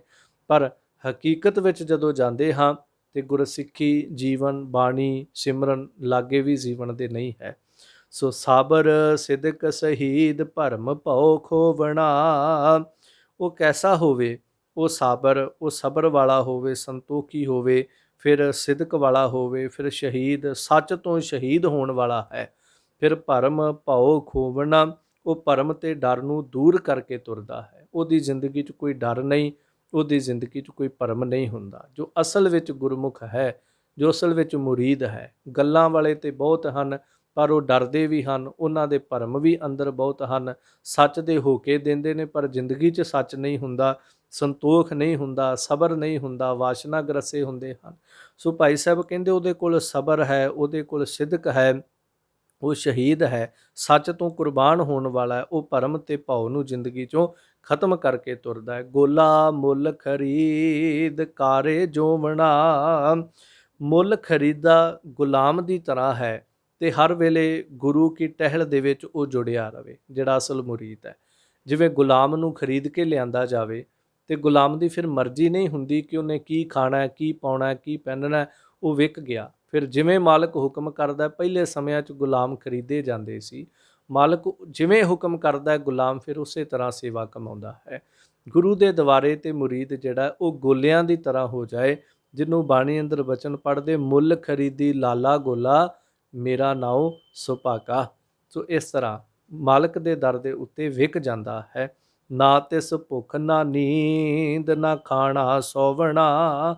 ਆਪਣੇ ਸਰੀਰ ਨੂੰ ਬਿਲਕੁਲ ਬੇਪਰਵਾਹ ਹੋ ਕੇ ਤੁਰਦਾ, ਨਾ ਉਹ ਭੁੱਖ ਦੀ ਪਰਵਾਹ ਕਰਦਾ, ਨਾ ਨੀਂਦ ਦੀ ਪਰਵਾਹ ਕਰਦਾ, ਨਾ ਖਾਣ ਤੇ ਸੌਣ ਦੀ ਪਰਵਾਹ ਕਰਦਾ। ਉਹ ਪਰਵਾਹ ਕਰਦਾ ਤਾਂ ਮਾਲਕ ਦੇ ਹੁਕਮ ਦੀ ਕਰਦਾ, ਹਰ ਵੇਲੇ ਸੁਚੇਤ ਅਲਰਟ ਹੋ ਕੇ ਰਹਿੰਦਾ, ਪਤਾ ਨਹੀਂ ਕਦੋਂ ਕੀ ਹੁਕਮ ਹੋ ਜਾਣਾ। ਜਿਵੇਂ ਫੌਜੀ ਹਰ ਵੇਲੇ ਅਲਰਟ ਹੈ, ਕੋਈ ਪਤਾ ਨਹੀਂ ਕਿੱਧਰੋਂ ਕੀ ਹੋ ਜਾਣਾ। ਇਸ ਤਰ੍ਹਾਂ ਇਹ ਨਹੀਂ ਕਿ ਆਲਸ ਦੇ ਵਿੱਚ ਅੰਮ੍ਰਿਤ ਵੇਲਾ ਵੀ ਲੰਘ ਗਿਆ, ਕੋਈ ਨਹੀਂ ਬਾਣੀ ਪੜ੍ਹ ਲੈਣੀ ਹੈ, ਨਿਤਨੇਮ ਕਰ ਲੈਣਾ, ਉਹਦੇ ਅੰਦਰ ਆਲਸ ਨਹੀਂ, ਉਹਦੇ ਅੰਦਰ ਭੁੱਖ ਨੀਂਦ ਨਹੀਂ। ਭਾਵ ਇਹ ਨਹੀਂ ਕਿ ਉਹ ਸੌਂਦਾ ਨਹੀਂ ਜਾਂ ਉਹ ਰੋਟੀ ਨਹੀਂ ਖਾਂਦਾ, ਉਹ ਨੀਂਦ ਨਹੀਂ ਲੈਂਦਾ ਜਾਂ ਪਾਣੀ ਨਹੀਂ ਪੀਂਦਾ। ਭਾਵ ਜਦੋਂ ਗੁਰੂ ਕਾ ਹੁਕਮ ਆ ਜਾਏ ਉਦੋਂ ਫਿਰ ਉਹ ਭੁੱਖ ਤੇ ਪਿਆਸ ਨੂੰ ਤਿਆਗ ਦਿੰਦਾ ਹੈ। ਐਸਾ ਨਹੀਂ ਕਿ ਉਧਰੋਂ ਨਿਤਨੇਮ ਦਾ ਸਮਾਂ, ਉਧਰੋਂ ਸ਼ਾਮ ਨੂੰ ਸੋਦਰ ਦਾ ਸਮਾਂ, ਜਾਂ ਕਿ ਪਹਿਲਾਂ ਚਾਹ ਪਾਣੀ ਪੀ ਲਈਏ, ਰਹਿ ਰਸਤੇ ਬਾਅਦ ਵਿੱਚ ਵੀ ਕਰ ਲਵਾਂਗੇ। ਸੋ ਐਸਾ ਨਹੀਂ ਉਹ ਕਰਦਾ, ਉਹ ਇਹਨਾਂ ਚੀਜ਼ਾਂ ਦੇ ਨਾਲ ਕਦੀ ਸਮਝੌਤਾ ਨਹੀਂ ਕਰਦਾ। ਪੀਹਣ ਹੋਏ ਜਦੀਦ ਪਾਣੀ ਢੋਵਣਾ। ਮੁਰੀਦ ਫਿਰ ਮਾਲਕ ਦੇ ਦਰ ਦੇ ਉੱਤੇ ਜਾ ਕਰ ਕੇ ਪੀਣਾ ਕਰੇ, ਪਾਣੀ ਢੋਵੇ। ਭਾਵ ਸੰਗਤ ਦੀ ਕਈ ਪ੍ਰਕਾਰ ਦੇ ਨਾਲ ਪਹਿਲਾਂ ਪਾਣੀ ਢੋਏ ਜਾਂਦੇ ਸੀ, ਪੱਖੇ ਚੱਲੇ ਜਾਂਦੇ ਸਨ, ਪੀਸਣ ਪੀਸੇ ਜਾਂਦੇ ਸਨ। ਚਲੋ ਅੱਜ ਕੱਲ੍ਹ ਤਾਂ ਚੱਕੀਆਂ ਵੀ ਮੋਟਰਾਂ 'ਤੇ ਚੱਲਦੀਆਂ ਨੇ, ਪਾਣੀ ਵਾਸਤੇ ਟੂਟੀਆਂ ਥਾਂ ਥਾਂ 'ਤੇ ਲੱਗੀਆਂ ਹੁੰਦੀਆਂ, ਫਿਰ ਪੱਖੇ ਵੱਡੇ ਲੱਗੇ ਹੁੰਦੇ ਨੇ, ਪਰ ਫਿਰ ਵੀ ਲੰਗਰ ਵਿੱਚ ਬੇਅੰਤ ਸੇਵਾਵਾਂ ਸੰਗਤ ਵਿੱਚ ਹੁੰਦੀਆਂ। ਤਾਂ ਮੁਰੀਦ ਜਿਹੜਾ ਗੁਰਸਿੱਖ ਜਿਹੜਾ ਇਹ ਸੇਵਾ ਕਰੇ ਤਾਂ ਮੁਰੀਦ ਹੈ। ਪੱਖੇ ਦੀ ਤਾਗੀਦ ਪੱਗ ਮਲ ਧੋਵਣਾ। ਗੁਰੂ ਦੇ ਤਾਗੀਦ ਹੁਕਮ ਦੇ ਨਾਲ ਚਰਨ ਮਲ ਮਲ ਕੇ ਗੁਰੂ ਕੇ ਚਰਨ ਜਿਹੜੇ ਨੇ ਉਹਨਾਂ ਨੂੰ ਧੋਵੇ, ਗੁਰੂ ਕੀਆਂ ਸੰਗਤਾਂ ਦੇ ਚਰਨ ਧੋਵੇ, ਉਹਨਾਂ ਨੂੰ ਪੱਖਾ ਚੱਲੇ, ਗੁਰੂ ਕੇ ਸੰਗਤ ਦੇ ਬਹਿਣ ਦਾ, ਉੱਠਣ ਦਾ, ਸੌਣ ਦਾ, ਖਾਣ ਦਾ, ਇਹ ਸਾਰਾ ਪ੍ਰਬੰਧ ਜਿਹੜਾ ਇਹ ਕਰੇ, ਬਜ਼ੁਰਗਾਂ ਦੀ ਮੁੱਠੀ ਚਾਪੀ ਕਰੇ। ਸੋ ਇਸ ਤਰ੍ਹਾਂ ਸੰਗਤ ਦੀ ਸੇਵਾ ਕਰੇ। ਸੇਵਕ ਹੋਏ ਸੰਜੀਦ, ਨਾ ਹੱਸਣ ਰੋਵਣਾ। ਉਹ ਸੰਜੀਦ ਹੋਵੇ, ਭਾਵ ਕਿ ਗੰਭੀਰ ਹੋਵੇ, ਨਾ ਹੱਸੇ ਨਾ ਰੋਵੇ। ਭਾਵ ਗੁਰੂ ਦਾ ਭਾਣਾ ਮੰਨੇ। ਇਹ ਨਹੀਂ ਕਿ ਦੁੱਖ ਆ ਗਿਆ ਰੋਣ ਲੱਗ ਗਿਆ, ਥੋੜ੍ਹਾ ਜਿਹਾ ਕੁਝ ਪ੍ਰਾਪਤ ਹੋ ਗਿਆ ਉੱਛਣ ਲੱਗ ਪਿਆ। ਉਹ ਇਸ ਤਰ੍ਹਾਂ ਸੇਵਾ ਕਰੇ, ਜੇ ਗੁਰ ਝਿੜਕੇ ਤਾਂ ਮਿੱਠਾ ਲਾਗੈ, ਜੇ ਬਖਸ਼ੇ ਤਾਂ ਗੁਰ ਵਡਿਆਈ। ਮਾਲਕ ਕੋਈ ਦਾਤ ਦਵੇ ਤਾਂ ਗੁਰੂ ਕੀ ਵਡਿਆਈ, ਜੇ ਝਿੜਕ ਦਵੇ ਤਾਂ ਮਿੱਠਾ ਲੱਗੇ। ਇਹ ਨਹੀਂ ਮਾਲਕ ਨੇ ਝਿੜਕਤਾ ਤੇ ਰੁੱਸ ਕੇ ਹੀ ਚਲਾ ਗਿਆ, ਮੈਂ ਅੱਜ ਤੋਂ ਗੁਰਦੁਆਰੇ ਹੀ ਨਹੀਂ ਆਉਣਾ ਕਰਨਾ। ਕਿਸੇ ਪ੍ਰਬੰਧਕ ਨੇ ਝਿੜਕਤਾ, ਝਿੜਕਿਆ ਪ੍ਰਬੰਧਕ ਨੇ, ਝਿੜਕਿਆ ਸੇਵਾਦਾਰ ਨੇ, ਮਾੜਾ ਸ਼ਬਦ ਕਿਸੇ ਪ੍ਰਬੰਧਕ ਕਮੇਟੀ ਮੈਂਬਰ ਨੇ ਜਾਂ ਕਿਸੇ ਸੇਵਾਦਾਰ ਨੇ ਕਹਿ ਦਿੱਤਾ, ਰੁੱਸ ਗੁਰੂ ਨਾਲ ਗਿਆ। ਗੁਰੂ ਨੇ ਤਾਂ ਤੈਨੂੰ ਕੋਈ ਮਾੜਾ ਸ਼ਬਦ ਨਹੀਂ ਸੀ ਕਿਹਾ, ਉਹ ਤਾਂ ਕੌੜਾ ਬੋਲਣਾ ਜਾਣੈ, ਪੂਰਨ ਭਗਵਾਨੈ, ਔਗਣ ਕੋ ਨਾ ਚਿਤਾਰੈ। ਲੜਿਆ ਤੂੰ ਪ੍ਰਬੰਧਕ ਦੇ ਨਾਲ, ਲੜਿਆ ਤੂੰ ਕਿਸੇ ਸੇਵਾਦਾਰ ਨਾਲ, ਤੇ ਦਰਸ਼ਨ ਕਰਨੇ ਤੂੰ ਗੁਰੂ ਗ੍ਰੰਥ ਸਾਹਿਬ ਦੇ ਛੱਡ ਦਿੱਤੇ। ਸੋ ਇਸ ਤਰ੍ਹਾਂ ਉਹ ਹੱਸਣ ਰੋਣ, ਇਸ ਤਰ੍ਹਾਂ ਦੀ ਅਵਸਥਾ ਤੋਂ ਰਹਿਤ ਹੋ ਕੇ ਜ਼ਿੰਦਗੀ ਜਿਹੜੀ ਉਹ ਜਿਉਂਦਾ ਹੈ। ਉਹ ਗੁਰੂ ਕੀਆਂ ਵਡਿਆਈਆਂ ਨੂੰ ਮੰਨਦਾ ਹੈ, ਤੇ ਜੇ ਗੁਰ ਝਿੜਕੈ ਤਾਂ ਮਿੱਠਾ ਲਾਗੇ, ਇਸ ਅਵਸਥਾ 'ਚੋਂ ਗੁਜ਼ਰਦਾ ਹੈ। ਦਰ ਦਰਵੇਸ ਰਸੀਦ ਪਿਰਮ ਰਸ ਭੋਵਣਾ। ਰਸੀਦ ਦਾ ਅਰਥ ਹੁੰਦਾ ਪਹੁੰਚਾਉਣ ਵਾਲਾ। ਇਸ ਪ੍ਰਕਾਰ ਉਹ ਪਰਮੇਸ਼ਰ ਦੇ ਦਰ 'ਤੇ ਦਰਵੇਸ਼ ਹੋ ਕੇ ਪਹੁੰਚਦੇ ਤੇ ਪਿਰੀ ਦੇ ਪ੍ਰੇਮ ਰਸ ਜਿਹੜਾ ਹੈ ਉਹਦੇ ਵਿੱਚ ਭਿੱਜਦੇ ਹਨ, ਤੇ ਇਸ ਪ੍ਰੇਮ ਰਸ ਨੂੰ ਉਸ ਮਾਲਕ ਤੱਕ ਪਹੁੰਚਾਉਂਦੇ ਹਨ। ਭਾਵ ਦੂਸਰਿਆਂ ਦੇ ਅੰਦਰਲੇ ਰਸ ਨੂੰ ਵੀ ਮਾਲਕ ਦੀ ਹਜ਼ੂਰੀ ਅਰਦਾਸ ਰੂਪ ਵਿੱਚ ਪਹੁੰਚਾਉਂਦੇ, ਆਪਣੇ ਅੰਦਰ ਦੇ ਰਸ ਨਾਲ ਜੁੜ ਕੇ ਵੀ ਉਹ ਮਾਲਕ ਦੇ ਦਰ ਦੇ ਉੱਤੇ ਪਹੁੰਚਦੇ। ਹਰ ਵੇਲੇ ਮਾਲਕ ਦੇ ਪ੍ਰੇਮ ਦੇ ਵਿੱਚ ਭਿੱਜਾ ਰਹਿੰਦਾ ਉਹ ਮੁਰੀਦ ਹੈ। ਚੰਦ ਮੁਬਾਰਕ ਈਦ ਪੁੱਗ ਖਲੋਵਣਾ। ਤੇ ਮੁਬਾਰਕ ਦਾ ਅਰਥ ਹੁੰਦਾ ਵਧਾਈਆਂ ਹੋਣੀਆਂ। ਜਿਸ ਤਰ੍ਹਾਂ ਈਦ ਵਾਲੇ ਦਿਨ ਚੰਦ ਚੜ੍ਹਦਾ ਹੈ ਤਾਂ ਮੁਸਲਮਾਨ ਇੱਕ ਦੂਜੇ ਨੂੰ ਵਧਾਈਆਂ ਦਿੰਦੇ, ਚੰਦ ਪੂਰਾ ਹੈ। ਈਦ ਦੇ ਚੰਦ ਦੀ ਨਿਆਈ, ਉਸ ਦਿਨ ਚੰਦ ਪੂਰਾ ਹੈ। ਫਿਰ ਜਿਹੜੇ ਹਿੰਦੂ ਲੋਕ ਨੇ ਉਹ ਵੀ ਚੰਦ ਨੂੰ ਨਮਸਕਾਰ ਕਰਦੇ ਨੇ ਜਦੋਂ ਚੰਦਰਮਾ ਪੂਰਾ ਹੈ। ਤਾਂ ਈਦ ਦੇ ਚੰਦ ਵਾਂਗੂ ਉਹਨੂੰ ਵਧਾਈਆਂ ਮਿਲਣਗੀਆਂ, ਤੇ ਪੁੰਨਿਆਂ ਦੇ ਚੰਦ ਵਾਂਗੂ ਉਹ ਪੁੱਗ ਖਲੋਂਦਾ ਹੈ ਐਸਾ ਮੁਰੀਦ। ਭਾਵ ਉਹਦੇ ਜੀਵਨ 'ਚ ਉਹਨੂੰ ਵਧਾਈਆਂ ਮਿਲਦੀਆਂ ਨੇ। ਕਦੋਂ? ਜਦੋਂ ਗੁਰਮੁਖ ਜਨਮ ਸਵਾਰ, ਦਰਗਹਿ ਚੱਲਿਆ ਸੱਚੀ ਦਰਗਹਿ ਜਾਏ, ਸੱਚਾ ਪਿੜ ਮੱਲਿਆ। ਸੋ ਇਸ ਤਰ੍ਹਾਂ ਗੁਰਮੁਖ ਜਿਹੜਾ ਹੈ ਉਹ ਮੁਰੀਦ ਹੋਵੇ, ਆਪਣਾ ਆਪਾ ਭਾਵ ਤਿਆਗ ਕੇ ਸੀਸ ਸਿਰ ਧਰ ਤਲੀ ਗਲੀ ਮੇਰੀ ਆਓ, ਇਸ ਤਰ੍ਹਾਂ ਦੀ ਅਵਸਥਾ ਨੂੰ ਮਾਨੇ ਸੀਸ ਵੱਡੇ ਕਰ ਬੈਸਣ ਦੀ ਜੈ ਵਿਣ ਸਿਰ ਸੇਵ ਕਰੀ ਜੈ। ਹੰਕਾਰ ਤੋਂ ਰਹਿਤ ਹੋ ਕਰਕੇ ਸਾਰੀ ਪੌੜੀ 'ਚ ਜੋ ਗੁਰਮੁਖ ਦਾ ਦ੍ਰਿਸ਼ ਖਿੱਚਿਆ, ਮੁਰੀਦ ਦਾ ਦ੍ਰਿਸ਼ ਖਿੱਚਿਆ, ਭਾਈ ਸਾਹਿਬ ਕਹਿੰਦੇ ਜੋ ਇਸ ਅਵਸਥਾ ਨੂੰ ਮੰਨਦਾ ਉਹ ਅਸਲ ਵਿੱਚ ਮੁਰੀਦ ਹੈ। ਗੱਲਾਂ ਵੱਡੀਆਂ ਕਰਨ ਵਾਲਾ, ਕਥਾ ਵੱਡੀ ਕਰ ਲੈਣ ਵਾਲਾ, ਪ੍ਰਮਾਣ ਵੱਡੇ ਵੱਡੇ ਦੇ ਲੈਣ ਵਾਲਾ ਜਿਹੜਾ ਉਹ ਮੁਰੀਦ ਨਹੀਂ ਹੁੰਦਾ। ਹੁਣ ਮੁਰੀਦ ਕੀ ਕਰੇ ਤਾਂ ਅਗਲੀ ਪੌੜੀ ਦੇ ਵਿੱਚ 19ਵੀਂ ਪੌੜੀ 'ਚ ਹੁਣ ਕਿਰਪਾ ਕਰਦੇ, ਪੈਰੀ ਪੈ ਪਾ ਖਾਕ ਮੁਰੀਦੈ ਥੀਵਣਾ।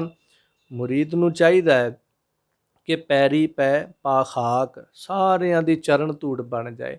ਇਹਨਾਂ ਨਿਮਾਣਾ, ਇਹਨਾਂ ਨਿਮਰਤਾ ਭਾਵ ਦੇ ਵਿੱਚ ਜਿਹੜਾ ਉਹ ਜਿਉਣਾ ਕਰੇ। ਗੁਰ ਮੂਰਤ ਮੁਸਤਾਕ ਮਰ ਮਰ ਜੀਵਣਾ। ਗੁਰੂ ਮੂਰਤ ਦਾ ਮੁਸ਼ਤਾਕ ਆਸ਼ਿਕ ਹੋ ਜਾਏ। ਸੰਸਾਰ ਦਾ ਪ੍ਰੇਮੀ ਵੀ ਬਣਦਾ, ਸੰਸਾਰ ਦਾ ਆਸ਼ਿਕ ਵੀ ਬਣਦਾ, ਪਰ ਗੁਰੂ ਕੀ ਮੂਰਤ, ਗੁਰੂ ਕੇ ਦਰਸ਼ਨ, ਗੁਰੂ ਕੇ ਸਰੂਪ ਦੇ ਦਿਦਾਰਿਆਂ ਦਾ ਆਸ਼ਿਕ ਹੋ ਜਾਏ, ਭੌਰਾ ਹੋ ਜਾਏ, ਪ੍ਰੇਮੀ ਹੋ ਜਾਵੇ। ਪਹਿਰਹ ਪਰ ਹਰ ਸਭੇ ਸਾਕ ਸੋ ਰੰਗ ਰੰਗੀਵਨਾ। ਸੰਸਾਰ ਦੇ ਸਾਰੇ ਰਿਸ਼ਤੇ ਨਾਤੇ ਜਿਹੜੇ ਨੇ ਇਹਨਾਂ ਨੂੰ ਪਰ ਹਰ ਛੱਡ ਦਵੇ। ਪਰ ਇਹਦਾ ਅਰਥ ਇਹ ਨਹੀਂ ਕਰਨਾ ਕਿ ਉਹ ਰਿਸ਼ਤੇਦਾਰਾਂ ਨੂੰ ਛੱਡ ਕੇ ਜੰਗਲਾਂ ਬੀਲਿਆਂ 'ਚ ਜਾ ਵਸੇ ਜਾਂ ਕਿਸੇ ਨਾਲ ਵਰਤੇ ਹੀ ਨਾ। ਭਾਵ ਅੰਦਰੋਂ ਸਾਰਾ ਕੁਛ ਜਿਹੜਾ ਇਹਨੂੰ ਨਾਸ਼ ਬਣ ਜਾਣ ਕੇ ਸੋ ਰੰਗ ਰੰਗੀਵਨਾ, ਇੱਕੋ ਭਗਤੀ ਦੇ ਰੰਗ ਵਿੱਚ ਮੁਰੀਦ ਜਿਹੜਾ ਉਹ ਰੰਗਿਆ ਰਹੇ। ਹੋਰ ਨਾ ਝਖਣ ਝਾਕ ਸਰਨ ਮਨ ਸੀਵਨਾ। ਉਹ ਹੋਰ ਕਿਸੇ ਵੱਲ ਵੀ ਕੋਈ ਝੱਖਾਂ ਜਿਹੜੀਆਂ ਨੇ, ਵਿਅਰਥ ਦੇ ਬੁੱਲ ਜਿਹੜੇ ਨੇ ਝੱਖ ਮਾਰਨੀ ਜਾਂ ਝਾਕਣਾ, ਕਿਸੇ ਦੇ ਵੱਲ ਵੇਖਣਾ, ਭਾਵ ਕਿਸੇ ਦੇ ਪ੍ਰਥਾਏ ਜ਼ਿੰਦਗੀ 'ਚ ਉਮੀਦ ਲਾ ਕੇ ਰੱਖਣੀ, ਫਲਾਣਾ ਮਿਰਾਸ ਵਾਰ ਦੇਗਾ। ਕਿਸੇ ਤੇ ਆਪਾਂ ਕਹਿੰਦੇ ਮੈਂ ਉਹ 'ਤੇ ਇੱਕ ਝਾਕ ਲਾਈ ਸੀ ਪਰ ਪੂਰੀ ਨਹੀਂ ਹੋਈ, ਖੈਰ ਮੈਨੂੰ ਉਹਦੇ 'ਤੇ ਬੜੀ ਵੱਡੀ ਝਾਕ ਲੱਗੀ ਹੋਈ ਸੀਗੀ। ਝਾਕ ਸ਼ਬਦ ਆਮ ਵਰਤਦੇ ਆਪਾਂ। ਸੋ ਜਿਹੜਾ ਮੁਰੀਦ ਹੈ ਉਹ ਹੋਰ ਕਿਸੇ ਦੇ ਉੱਤੇ, ਕਿਸੇ ਰਿਸ਼ਤੇਦਾਰ 'ਤੇ, ਕਿਸੇ ਸੰਸਾਰ ਦੇ ਅਹੁਦੇਦਾਰ ਦੇ ਉੱਤੇ ਕੋਈ ਝਾਕ ਨਾ ਰੱਖੇ ਤੇ ਝੱਖ ਨਾ ਮਾਰੇ, ਵਿਅਰਥ ਦੇ ਬੋਲ ਨਾ ਬੋਲੇ, ਇੱਕ ਮਾਲਕ ਦੇ ਰੰਗ ਵਿੱਚ ਰਵੇ ਤੇ ਆਪਣਾ ਮਨ ਜਿਹੜਾ ਹੈ ਹਰੀ ਕਰਤੇ ਪਰਮੇਸ਼ਰ ਦੇ ਨਾਮ ਦੇ ਵਿੱਚ ਸਿਉਂ ਛੱਡੇ। ਪਿਰਮ ਪਿਆਲਾ ਪਾਕ ਅੰਮ੍ਰਿ ਰਸ ਪੀਵਣਾ। ਪੀਰੀ ਦੇ ਪਿਆਲੇ ਦੇ ਪਵਿੱਤਰ ਅੰਮ੍ਰਿਤ ਨਾਮ ਰਸ ਨੂੰ ਪੀਣਾ ਕਰੇ। ਸੰਸਾਰ ਦੇ ਹੋਛੇ ਰਸ ਨਾ ਚੱਕੇ, ਵਾਸ਼ਨਾਵਾਂ ਦੇ ਰਸ ਨਾ ਚੱਕੇ। ਉਸ ਪਿਆਰੇ ਦੇ ਪਿਰਮ ਪਿਆਲੇ ਨਾਮ ਪ੍ਰੇਮ ਦੇ ਰਸ ਨੂੰ, ਉਸ ਪਿਆਲੇ ਨੂੰ ਪੀਣਾ ਕਰੇ। ਮਸਕੀਨੀ ਅਵਤਾਕ ਅਸਥਿਰ ਥੀਵਨਾ। ਫਿਰ ਕੀ ਕਰੇ? ਗਰੀਬੀ ਦੇ ਵਿੱਚ ਰਵੇ। ਮਸਕੀਨ ਦਾ ਅਰਥ ਹੁੰਦਾ ਗਰੀਬ। ਤੇ ਫਿਰ ਸਾਹਿਬ ਬਾਣੀ ਅੰਦਰ ਇੱਕ ਬਚਨ ਕਹਿੰਦੇ ਨੇ, ਸੁਖੀ ਬਸੈ ਮਸਕੀਨੀਆਂ ਆਪ ਨਿਵਾਰ ਤਲੇ। ਜਿਹੜਾ ਗਰੀਬੀ ਭਾਵ ਵਿੱਚ ਰਹਿੰਦਾ, ਆਪਾਂ ਨਿਵਾਰ ਕੇ ਰਹਿੰਦਾ, ਸੁਖੀ ਬਸੈ। ਪਰ ਜਿਹੜਾ ਹੰਕਾਰ 'ਚ ਜਿਉਂਦਾ, ਅੱਗੇ ਹੀ ਸਾਹਿਬ ਕਹਿ ਦਿੰਦੇ, ਵੱਡੇ ਵੱਡੇ ਅਹੰਕਾਰੀਆਂ ਨਾਨਕ ਗਰਭ ਗਲੇ। ਉਹ ਗਰਭ ਦੇ ਵਿੱਚ ਗਲਦੇ ਨੇ, ਜੂਨਾਂ ਦੇ ਵਿੱਚ ਸੜਦੇ ਬਲਦੇ ਹਨ। ਸੋ ਖੈਰ ਭਾਈ ਸਾਹਿਬ ਜੀ ਕਹਿੰਦੇ ਨੇ ਗਰੀਬੀ ਵਿੱਚ ਰਵੇ ਤਾਂ ਚਿਰੰਜੀਵੀ ਹੋ ਜਾਂਦਾ ਹੈ। ਅਸਥਿਰ ਤੇ ਬਿਨਾ ਉਹ ਲੰਬੇਰਾ ਚਿਰੰਜੀਵੀ, ਜੋ ਸੰਸਾਰ 'ਤੇ ਲੰਬੇਰੀਆਂ ਉਮਰਾਂ, ਜਿਹੜੀ ਗਿਣਤੀ ਤੋਂ ਪਰੇ ਦੀਆਂ ਉਮਰਾਂ ਜਿਹੜੀਆਂ ਨੇ ਉਹ ਭੋਗਦੇ ਹਨ। ਭਾਵ ਸਰੀਰਕ ਤੌਰ 'ਤੇ ਜੇ ਚਲੋ ਤੁਰ ਵੀ ਜਾਣ, ਉਹ ਫਿਰ ਵੀ ਚਿਰੰਜੀਵੀ ਨੇ। ਭਗਤ ਕਬੀਰ, ਭਗਤ ਰਵਿਦਾਸ ਅੱਜ ਵੀ ਜਿਉਂਦੇ ਪਏ ਨੇ। ਤੇ ਆਪਾਂ ਜੇ ਪਿੱਛੇ ਝਾਤ ਮਾਰੀਏ, ਕੋਈ 10 15 20 ਸਾਲ ਪਹਿਲਾਂ ਸੰਸਾਰ ਤੋਂ ਤੁਰ ਗਏ ਲੋਕਾਂ ਦੀ ਅੱਜ ਕਿਸੇ ਗਿਣਤੀ ਦੇ ਵਿੱਚ ਨਾ ਹੀ ਨਹੀਂ ਹੈ। ਸੋ ਇਸ ਤਰ੍ਹਾਂ ਜਿਹੜਾ ਮੁਰੀਦ ਦਾ ਜੀਵਨ ਹੈ ਉਹ ਇਸ ਤਰ੍ਹਾਂ ਦਾ। 10 ਔਰਾਤ ਤਲਾਕ ਸਹਿਜ ਅਲੀਵਣਾ। ਫਿਰ 10 ਇੰਦਰੀਆਂ ਨੂੰ ਤਲਾਕ ਦਵੇ ਤੇ ਸਹਿਜ ਦੇ ਵਿੱਚ ਉਹ ਸਮਾ ਜਾਏਗਾ। ਸਹਿਜ ਅਲੀਵਣਾ। ਸੰਸਾਰ 'ਤੇ ਲੋਕ ਤਲਾਕ ਦਿੰਦੇ ਨੇ, ਬੜੇ ਵੇਖੇ ਨੇ, ਪਰ 10 ਇੰਦਰੀਆਂ ਨੂੰ ਤਲਾਕ ਦੇ ਦਵੇ। ਇਹਨਾਂ ਦੇ ਨਾਲ ਕੋਈ ਨਾਤਾ ਸੰਬੰਧ ਜਿਹੜਾ ਹੈ ਉਹ ਗਹਿਰਾ ਜਿਹੜਾ ਉਹ ਨਾ ਰੱਖਣਾ ਕਰੇ। ਇਸ ਤਰ੍ਹਾਂ ਸਹਿਜ ਅਵਸਥਾ, ਸਹਿਜ ਰੰਗ ਨੂੰ ਮੰਨਦਾ। ਸਾਵਧਾਨ ਗੁਰ ਵਾਕ ਨਾ ਮਨ ਭਰਮੀਵਣਾ। ਗੁਰੂ ਦੇ ਵਾਕਾਂ ਵਿੱਚ ਸਾਵਧਾਨ ਰਹੇ ਹਰ ਵੇਲੇ, ਤੇ ਮਨ ਜਿਹੜਾ ਹੈ ਉਹ ਕਿਤੇ ਭਰਮ ਨਾ ਜਾਵੇ। ਹਰ ਵੇਲੇ ਸੁਚੇਤ ਹੋ ਕੇ ਰਵੇ, ਮੈਨੂੰ ਕੋਈ ਭਰਮਾ ਨਾ ਲਵੇ ਗੱਲਾਂ ਦੇ ਨਾਲ। ਕਿਉਂਕਿ ਕੁਝ ਧਰਮਾਂ ਦੇ ਲੋਕ ਜਦੋਂ ਖਿੱਚਦੇ ਨੇ ਆਪਣੇ ਵੱਲ ਤੇ ਗੱਲਾਂ ਨਾਲ ਭਰਮਾਉਂਦੇ ਨੇ, ਤੇ ਗੱਲਾਂ ਦਾ ਭਰਮਿਆ ਬੰਦਾ ਜਾ ਤੁਰਦਾ ਉਧਰ ਨੂੰ। ਹਰ ਵੇਲੇ ਸਾਵਧਾਨ ਰਵੇ, ਸਾਰਿਆਂ ਦੀ ਗੱਲਬਾਤ ਸੁਣੇ, ਪਰ ਅਲਰਟ ਹੋਏ ਕਿ ਬੰਦਾ ਕਿਤੇ ਗੱਲਾਂ 'ਚ ਭਰਮਾ ਕੇ ਵਰਗਲਾ ਕੇ ਨਾ ਲੈ ਜਾਵੇ। ਜਿਵੇਂ ਬੱਚੇ ਨੂੰ ਭਰਮਾ ਵਰਗਲਾ ਕੇ ਕਿਡਨੈਪ ਕੀਤਾ ਜਾਂਦਾ, ਇਸੇ ਤਰ੍ਹਾਂ ਕਈ ਵਾਰ ਸਿਆਣੇ ਬੰਦਿਆਂ ਨੂੰ ਵੀ ਭਰਮਾ ਕੇ ਦੂਜੇ ਧਰਮਾਂ ਵਾਲੇ ਖਿੱਚ ਲੈਂਦੇ ਨੇ। ਸੋ ਇਸ ਤਰ੍ਹਾਂ ਗੁਰਮੁਖ ਜਿਹੜਾ ਮੁਰੀਦ ਜਿਹੜਾ ਹੈ ਸਦਾ ਅਲਰਟ ਰਹਿਣਾ ਕਰੇ, ਇਹ ਉਹਦਾ ਸਭ ਤੋਂ ਵੱਡਾ ਗੁਣ ਹੋਵੇ। ਸ਼ਬਦ ਸੁਰਤ ਹੁਸਨਾਕ ਪਾਰ ਪਰੀਵਨਾ। ਹੁਸਨਾਕ ਦਾ ਅਰਥ ਹੁੰਦਾ ਹੋਸ਼ਨਾਕ, ਤੇ ਹੋਸ਼ਨਾਕ ਦਾ ਅਰਥ ਹੁੰਦਾ ਹੁਸ਼ਿਆਰੀ, ਚਤੁਰ ਰਹਿਣਾ। ਸੋ ਸੰਸਾਰ ਦੀ ਗਿਆਤ ਦੀ ਹੁਸ਼ਿਆਰੀ ਜਿਹੜੀ ਹੈ ਉਹ ਮੁਰੀਦ ਨੂੰ ਸੰਸਾਰ ਸਮੁੰਦਰ ਤੋਂ ਪਾਰ ਕਰ ਦਿੰਦੀ। ਹੁਸ਼ਿਆਰ ਹੋ ਕੇ ਰਹਿੰਦਾ ਸੰਸਾਰ ਦੇ ਵਿੱਚ, ਇਸ ਤਰ੍ਹਾਂ ਸੰਸਾਰ ਸਮੁੰਦਰ ਤੋਂ ਪਾਰ ਹੋ ਜਾਂਦਾ ਹੈ।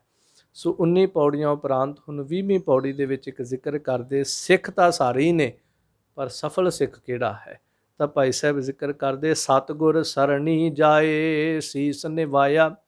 ਜਿਹਨੇ ਸਤਿਗੁਰਾਂ ਦੀ ਸ਼ਰਨ ਵਿੱਚ ਜਾ ਕੇ ਇਹ ਮੁਬਾਰਕ ਮਸਤਕ, ਇਹ ਮੁਬਾਰਕ ਸੀਸ ਜਿਹੜਾ ਗੁਰੂ ਕੇ ਚਰਨਾਂ ਤੇ ਨਿਵਾਇਆ, ਝੁਕਾਉਣਾ ਕੀਤਾ ਹੈ। ਗੁਰ ਚਰਨੀ ਚਿਤ ਲਾਏ ਮੱਥਾ ਲਾਇਆ, ਆਪਣਾ ਮਸਤਕ ਗੁਰੂ ਦੇ ਚਰਨਾਂ ਨੂੰ ਲਾਇਆ ਤੇ ਚਿੱਤ ਜਿਹੜਾ ਹੈ ਉਹ ਗੁਰ ਸ਼ਬਦ ਦੇ ਨਾਲ ਜਾ ਕਰਕੇ ਵਿੰਨ ਲਿਆ। ਗੁਰਮਤਿ ਹਿਰਦੈ ਵਸਾਏ ਆਪ ਗਵਾਇਆ। ਫਿਰ ਆਪਾ ਭਾਵ ਜਿਹੜਾ ਹੈ ਇਹਨੂੰ ਗਵਾ ਕਰਕੇ, ਗੁਰੂ ਕੀ ਮੱਤ ਜਿਹੜੀ ਹੈ ਇਹਨੂੰ ਹਿਰਦੇ ਦੇ ਵਿੱਚ ਵਸਾ ਕਰਕੇ ਫਿਰ ਆਪ ਗਵਾਇਆ, ਮਨਮਤ ਨੂੰ ਗਵਾ ਦਿੱਤਾ, ਆਪਾ ਭਾਵ ਜਿਹੜਾ ਇਹਨੂੰ ਗਵਾ ਦਿੱਤਾ। ਗੁਰਮੁਖ ਸਹਿਜ ਸੁਭਾਏ ਪਾਣਾ ਪਾਇਆ। ਤੇ ਗੁਰਮੁਖ ਜਿਹੜਾ ਹੈ ਗੁਰੂ ਵੱਲ ਮੁਖ ਕਰਕੇ ਜਿਹਨੇ ਰੱਖਿਆ ਹੈ, ਸਨਮੁਖ ਰਹਿ ਰਿਹਾ ਹੈ, ਸਹਿਜ ਸੁਭਾਵ ਉਹਨੇ ਗੁਰੂ ਕੇ ਪਾਣੇ ਨੂੰ ਮਿੱਠਾ ਕਰਕੇ ਜਾਣਿਆ ਹੈ, ਮਿੱਠਾ ਕਰਕੇ ਮੰਨਿਆ। ਸ਼ਬਦ ਸੁਰਤ ਲਿਵ ਲਾਏ ਹੁਕਮ ਕਮਾਇਆ। ਤੇ ਫਿਰ ਸ਼ਬਦ ਦੇ ਵਿੱਚ ਸੁਰਤ ਨੂੰ ਲਾ ਕਰਕੇ ਪਰਮੇਸ਼ਰ ਦੇ ਵਾਹਿਗੁਰੂ ਦੇ ਹੁਕਮ ਨੂੰ ਉਹਨੇ ਕਮਾਇਆ ਹੈ। ਜੋ ਗੁਰੂ ਨੇ ਕਿਹਾ, ਜੋ ਗੁਰ ਕਹੈ ਸੋਈ ਭਲ ਮਾਨੋ। ਜੋ ਗੁਰੂ ਨੇ ਕਿਹਾ, ਜੋ ਦੱਸਿਆ, ਜੋ ਹੁਕਮ ਗੁਰੂ ਨੇ ਕੀਤਾ ਹੈ, ਉਸ ਹੁਕਮ ਨੂੰ ਜ਼ਿੰਦਗੀ ਵਿੱਚ ਕਮਾਉਣਾ ਕੀਤਾ, ਉਸ ਹੁਕਮ ਤੇ ਚੱਲਣਾ ਕਰਦਾ ਹੈ। ਜਿਹੜਾ ਇਸ ਤਰ੍ਹਾਂ ਕਰਦਾ ਹੈ ਉਹ ਸਫਲ ਸਿੱਖ ਹੈ। ਸਾਧ ਸੰਗਤ ਪਹਿ ਭਾਏ ਨਿਜ ਘਰ ਪਾਇਆ। ਫਿਰ ਸਾਧ ਸੰਗਤ ਦੇ ਵਿੱਚ ਪਹਿ ਭਾਏ ਪ੍ਰੇਮ ਕਰਦਾ ਹੈ, ਸੰਗਤ ਨਾਲ ਪ੍ਰੇਮ ਕਰਦਾ ਹੈ, ਗੁਰ ਸ਼ਬਦ ਨਾਲ ਪ੍ਰੇਮ ਕਰਦਾ ਹੈ, ਸੰਗਤ ਵਿੱਚ ਬਹਿੰਦਾ ਹੈ। ਜਿਹੜਾ ਇਸ ਤਰ੍ਹਾਂ ਕਰਦਾ ਹੈ ਤਾਂ ਨਿਜ ਘਰ ਪਾਇਆ, ਉਹਨੇ ਆਪਣੇ ਨਿਜ ਸਰੂਪੀ ਘਰ ਨੂੰ, ਆਪਣੇ ਆਤਮਿਕ ਸਰੂਪ ਨੂੰ ਉਹਨੇ ਪ੍ਰਾਪਤ ਕਰ ਲਿਆ। ਉਹਨੂੰ ਨਿਜ ਘਰ ਦੀ ਪ੍ਰਾਪਤੀ ਹੋ ਗਈ, ਉਹ ਨਿਜ ਸਰੂਪ ਦੇ ਵਿੱਚ ਜਾ ਕਰਕੇ ਟਿਕ ਗਿਆ ਹੈ। ਚਰਨ ਕਵਲ ਪਤੀ ਆਏ ਪਵਰ ਲੋ ਪਾਇਆ। ਤੇ ਪਰਮੇਸ਼ਰ ਦੇ ਚਰਨਾਂ ਕਮਲਾਂ ਦੇ ਵਿੱਚ ਪਤੀ ਆਏ, ਪਤੀਜ ਕੇ, ਜਿਵੇਂ ਭੌਰਾ ਕਵਲ ਫੁੱਲ ਦੇ ਉੱਤੇ ਪਤੀਜਦਾ ਹੈ ਤੇ ਉਹਦੇ ਵਿੱਚ ਸਮਾ ਜਾਂਦਾ ਹੈ, ਇਸ ਤਰ੍ਹਾਂ ਗੁਰੂ ਕੇ ਚਰਨ ਕਮਲਾਂ ਦੇ ਵਿੱਚ ਪਤੀਜ ਕੇ ਭਵਰੇ ਦੇ ਵਾਂਗ ਉਹ ਲੁਭਾਇਆ, ਉਹ ਲੁਭਾਏਮਨ ਹੋ ਜਾਂਦਾ ਹੈ। ਤੇ ਭਵਰਾ ਜਿਵੇਂ ਕਵਲ ਫੁੱਲ ਦੇ ਅੰਦਰ ਸਮਾ ਜਾਂਦਾ ਹੈ, ਇਸ ਤਰ੍ਹਾਂ ਗੁਰਮੁਖ ਪਿਆਰਾ ਜਿਹੜਾ ਗੁਰ ਸ਼ਬਦ ਦੇ ਅੰਦਰ ਸਮਾ ਜਾਂਦਾ ਹੈ। ਮੁਖ ਸੰਪਟ ਪਰਚਾਏ ਆਪਿਓ ਪੀ ਆਇਆ। ਤੇ ਸੁੱਖਾਂ ਦਾ ਸੰਪਟ ਜਿਹੜਾ ਹੈ ਉਹ ਗੁਰੂ ਸ਼ਬਦ ਦੇ ਰਤਨਾਂ ਦੇ ਵਿੱਚ ਪਰਚ ਕੇ ਅੰਮ੍ਰਿਤ ਪੀ ਆਇਆ, ਉਸ ਅੰਮ੍ਰਿਤ ਨੂੰ ਪੀਂਦਾ। ਜਿਵੇਂ ਭੌਰਾ ਕਮਲ ਫੁੱਲ ਵਿੱਚ ਸਮਾ ਜਾਂਦਾ ਹੈ, ਇਸ ਤਰ੍ਹਾਂ ਸੁੱਖਾਂ ਦਾ ਡੱਬਾ, ਆਤਮਿਕ ਸੁੱਖਾਂ ਦਾ ਡੱਬਾ ਜੋ ਗੁਰੂ ਕਾ ਸ਼ਬਦ ਹੈ, ਉਸ ਸ਼ਬਦ ਦੀ ਡੱਬੀ ਦੇ ਵਿੱਚ ਉਹ ਸਮਾ ਜਾਂਦਾ ਹੈ ਤੇ ਫਿਰ ਅੰਮ੍ਰਿਤ ਨੂੰ ਚੱਖਦਾ ਹੈ, ਨਾਮ ਰਸ ਨੂੰ ਚੱਖਦਾ। ਧਨ ਜਣੇ ਦੀ ਮਾਏ ਸਹਿਲਾ ਆਇਆ। ਅਖੀਰ ਭਾਈ ਸਾਹਿਬ ਜੀ ਕਹਿੰਦੇ, ਐਸਾ ਜਿਹੜਾ ਸਿੱਖ ਹੈ ਨਾ, ਉਹਨੂੰ ਜਨਮ ਦੇਣ ਵਾਲੀ ਮਾਂ ਵੀ ਧਨ, ਜਨਨੀ ਜਿਨ ਜਾਇਆ ਧਨ ਪਿਤਾ ਪ੍ਰਧਾਨ। ਉਹਨੂੰ ਜਨਮ ਦੇਣ ਵਾਲੀ ਮਾਂ ਧਨ ਹੈ, ਉਹਦਾ ਪਿਤਾ ਧਨ ਹੈ, ਤੇ ਸਹਿਲਾ ਆਇਆ, ਉਹਦਾ ਸੰਸਾਰ ਤੇ ਆਇਆ ਹੋਇਆ ਜਿਹੜਾ ਸੋ ਸਫਲ ਹੈ। ਸੋ ਇੱਥੇ ਤੀਸਰੀ ਪਾਵਨ ਵਾਰ ਦੀ ਸੰਪੂਰਨਤਾ ਹੋਈ। 20 ਪੌੜੀਆਂ ਤੀਸਰੀ ਪਾਵਨ ਵਾਰ ਵਿੱਚ ਆਪਾਂ ਸਰਵਣ ਕੀਤੀਆਂ ਨੇ। ਸੋ ਹੋਈਆਂ ਬੇਅੰਤ ਭੁੱਲਾਂ ਦੀ ਖਿਮਾ। ਅੱਗੇ ਚੌਥੀ ਪਾਵਨ ਵਾਰ ਆਪਾਂ ਅਗਲੇ ਦੀਵਾਨਾਂ ਵਿੱਚ ਸਰਵਣ ਕਰਾਂਗੇ। ਦਾਤਾਰ ਪਾਤਸ਼ਾਹ ਸਮਤ ਦੀ ਦਾਤ ਬਖਸ਼ ਨਿਵਾਜਨਾ ਕਰਨ। ਮੁਖ ਸੰਪਟ ਪਰਚਾਏ ਆਪਿਓ ਪੀ ਆਇਆ। ਧਨ ਜਣੇ ਦੀ ਮਾਏ ਸਹਿਲਾ ਆਇਆ। ਵਾਹਿਗੁਰੂ ਜੀ ਕਾ ਖਾਲਸਾ, ਵਾਹਿਗੁਰੂ ਜੀ ਕੀ ਫਤਿਹ।